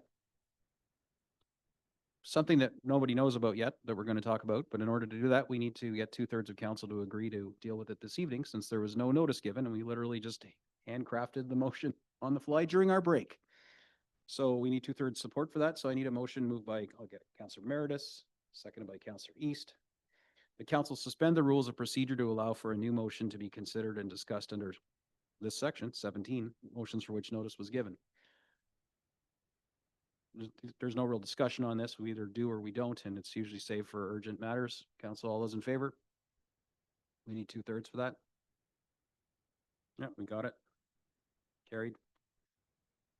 All right, now I will turn the floor over to Councillor McDonald with her newly minted motion. Thank you very much, Mayor Gordon. And it is rather urgent and important. And I'll read the whereases where I got the assistance to prepare this. And it goes, whereas a 2025 CAA survey of 1,500 Ontario drivers found 73% actually support the use of speed cameras, and 76% say they deter speeding. And whereas a recent Sick Kids study also found that speed cameras cut speeding around Toronto schools nearly in half. And whereas the Ontario Associations of Chief of Police, who said employing ASE tools have been proven to reduce speeding, change drivers' behavior, and make our roads safer for everyone, drivers, cyclists, pedestrians, especially children, and other vulnerable road users. And whereas the town of Midland entered into a legal and good faith implementation of provincially approved automated speed enforcement cameras to reduce speeds in our school and community safety zone, and has committed to the continued installation of traffic calming infrastructure in our community, whose funding source is fines from offenders rather than law-abiding taxpayers. And whereas the Premier has announced his intention to introduce legislation to ban automated speed enforcement, be it resolved that Midland Council send this resolution expressing our strong opposition to any attempt to usurp this community safety initiative, and that copies be circulated to MMHA, the SOLGEN, AMO, and Ontario municipalities. I respectfully ask you to support this motion. Thank you, Councillor. And in hindsight, the Solicitor General is probably, should be the MTO. I think about Minister Sakaria. So maybe we'll just replace the Solgen with MTO. It sounds like Friendly the amendment. Yeah, thank you. And it sounds like from the news that we were Googling, while on the break, that there's an announcement tomorrow by the Premier introducing legislation to eliminate this. So this is feeling an awful lot like a symbolic gesture, but we do symbolic gestures, and I think it's important for the community to know where we stand, and that we didn't implement a tax grab, and a lot of thought and consideration went into this over the course of more than a year to implement this legally. And here we are. So I'm sure there are probably things that some counselor would like to add? I know I've been in the news recently, as recent as tonight on CTV, defending this and questioning the irrational decision counter to, the OACP, the chiefs of police in Ontario, who our premier, I believed, aligned with as a back the blue, law and order premier. He seems to no longer have faith in their wisdom and has decided unilaterally, Trump-like unilaterally, quite frankly, to decree the end to a program that his government had actually introduced and made and brought into law in 2022. So I'm dumbfounded by it. And in my conversation on the telephone with the premier, I was unable to reason with him. I guess we'll learn more at the news conference tomorrow, but it seems like the days for this enforcement option may be numbered, pending, legal challenges that I suspect will ensue in court. So I support this clearly, and I'll open the floor to other councillors. Councillor Ball. I've obviously been following the residents' uproar. There's a clear divide in support versus non.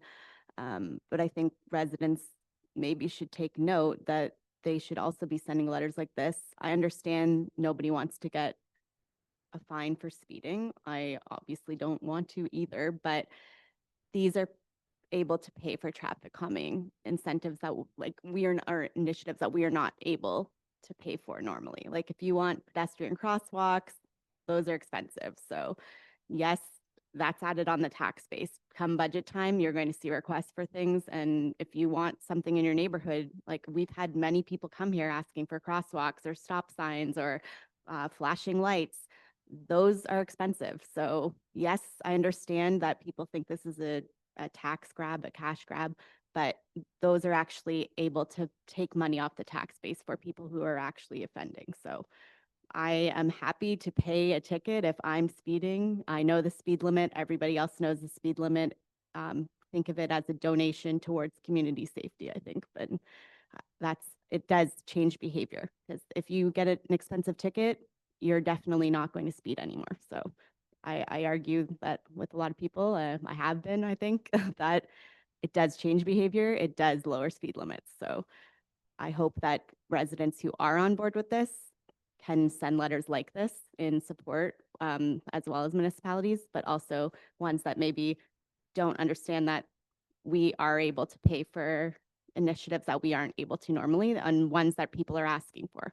Like the same people who are asking for traffic calming measures don't want to pay for it out of tax dollars. So I think maybe be aware that this money has to come from somewhere. So if you're speeding, it comes from that. So donate to community safety or don't speed.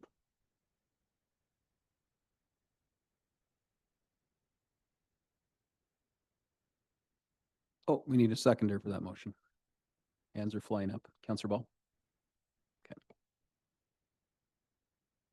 All right, and as long as we're talking about this, because we may not be talking about it again, I'll reiterate a few things that, again, blow my mind, because I'm generally very supportive of provincial initiatives. And, part of that face value of the ticket, $8.25, is the cost of a computer to ask another computer who owns the plate. One can argue that's absurd, because it should be fractions of a penny for a computer-to-computer lookup, but the province charges $8.25. There are millions and millions of those lookups that happen every year from all the communities that have been using ASC, including Midland most recently. And you multiply those millions of individual lookups by $8.25, and there's a staggering revenue source for the province that is being abandoned in the name of no safety. Or perhaps, as the premier has offered, to pay for community safety initiatives through tax money, which, I'll never say no to, but it seems absurd to me that we're abandoning basically a free revenue source that's paid for by the offender and substituting it with law-abiding tax dollars that go to the province. The next part is the victim fine surcharge. It's another floating variable amount that's applied to tickets that doesn't go to the municipality. None of this does, including the actual speeding fine. This variable goes to the province into a slush fund for helping victims. I don't know. I can't say exactly what they spend it on. Don't know. But it's a staggering sum of money. And again, another revenue stream that the province is going to forego. So I scratch my head at many revenue streams that the province has foregone over the past few years, but that's their wisdom. But we find ourselves, my conversation with the Premier, he assured me that, he's going to ban these. And don't worry, Mayor, he said, we're going to give you money towards traffic calming initiatives in your community. I was grateful for that, when I got a chance to speak, because it really was a 5-minute rant. He was very upset about this. And, I tried to explain the amount of money they were giving up that was flowing into their coffers. So if there was a tax grab involved here, it's really the province, not the municipality. And that any money that he gave, which I'd be more than welcome to receive for traffic calming, would be a tax on the good law-abiding citizens of Ontario. And, we both are aligned that there's only one taxpayer. So no amount of, logic seemed to work in the conversation. It doesn't seem to have worked since then. Mayors of much larger municipalities with way more money invested in this system that have been collecting far more funds have obviously spoken out. The chiefs of police have, Sick Kids have, CAA, like so many countless organizations that actually have science and evidence behind them have tried to say that this doesn't make sense, and yet we're charging ahead with it. So, I'll reserve judgment until we see the press release tomorrow and, what the Premier's got cooked up. Somebody needs to pay for traffic calming in our community, and if it can come from the province rather than our local municipal taxes on people's homes and businesses, then I'm still a happy mayor. But I think from a do the right thing with managing tax dollars, I think it's a really silly, until I hear otherwise, or something proves otherwise, this is a silly folly. And that's why I titled my little article I wrote yesterday at this Speed Camera Follies. So anyway, we'll see what happens. If there's appeals from the big municipalities, York Peels, Markhams, people, Bramptons, people that have spent millions, hundreds of millions of dollars that'll now have to deal with canceled contracts and dismantling infrastructure, firing staff, paying, severances to all these people, because of what seems like a knee-jerk reaction by the province that isn't based on science or evidence. So I rarely find myself openly criticizing provincial decisions, but this is one of those cases where, we have a very limited scope and mandate in this municipality. One of those things is public safety, water, wastewater, parks, rec, roads, potholes, sidewalks. We don't do homeless, we don't do housing. We do land use planning though. And we certainly can't do anything about opioid crisis or healthcare or lack of doctors. Like these are all things out of our hands. But the policing and fire in our community are within our wheelhouse. And when the province wades in and steps on what little jurisdiction we have and appears to make ham-fisted, maybe good intentioned, but ill-advised and non-evidence-based decisions that impact the safety of my community, that raises my ire. And I will stand up even to our own potential detriment for what's right and for the safety in our community. And if that puts me in conflict with my relationship with the Premier, so be it. Because my relationship and my dedication to this community trumps that. So there's my little monologue on this. If the Premier does hear this or my interview on AM Talk 40 today, I'm probably unfriended, but this is just ridiculous. And it's completely backwards to the principles of protecting our kids and vulnerable folks that are playing in front of or using our elementary schools, which is where Midland chose to implement. And we did not do like what Vaughan and the city of Toronto and other municipalities did, jamming you for 1 to 5 over. We did a very responsible, OPP informed installation and implementation. And no matter what I tried to say to the Premier to let him know that we could actually be a model, if he wanted to make changes, model it after the way we did it. There was just no change in his mind. So again, we'll see what the press release and whatever the media scrum is that follows tomorrow, but it seems like a little dark day for community safety in Midland. And I feel bad for the municipalities that have their signs up, invested it, but haven't even gone live yet. And there are many in Simcoe County that are in this boat, including our neighbors at Penetanguishene. There we go. Clearly, I support this. So, Council, have I inspired anyone else to talk, or we call the question? All right, call the question. All those in favor? Any opposed? This carried. Actually, where do I don't have anything to sign? Oh, I was gonna say, my paper is not here. Thank you, Counselor. Carried. Boom.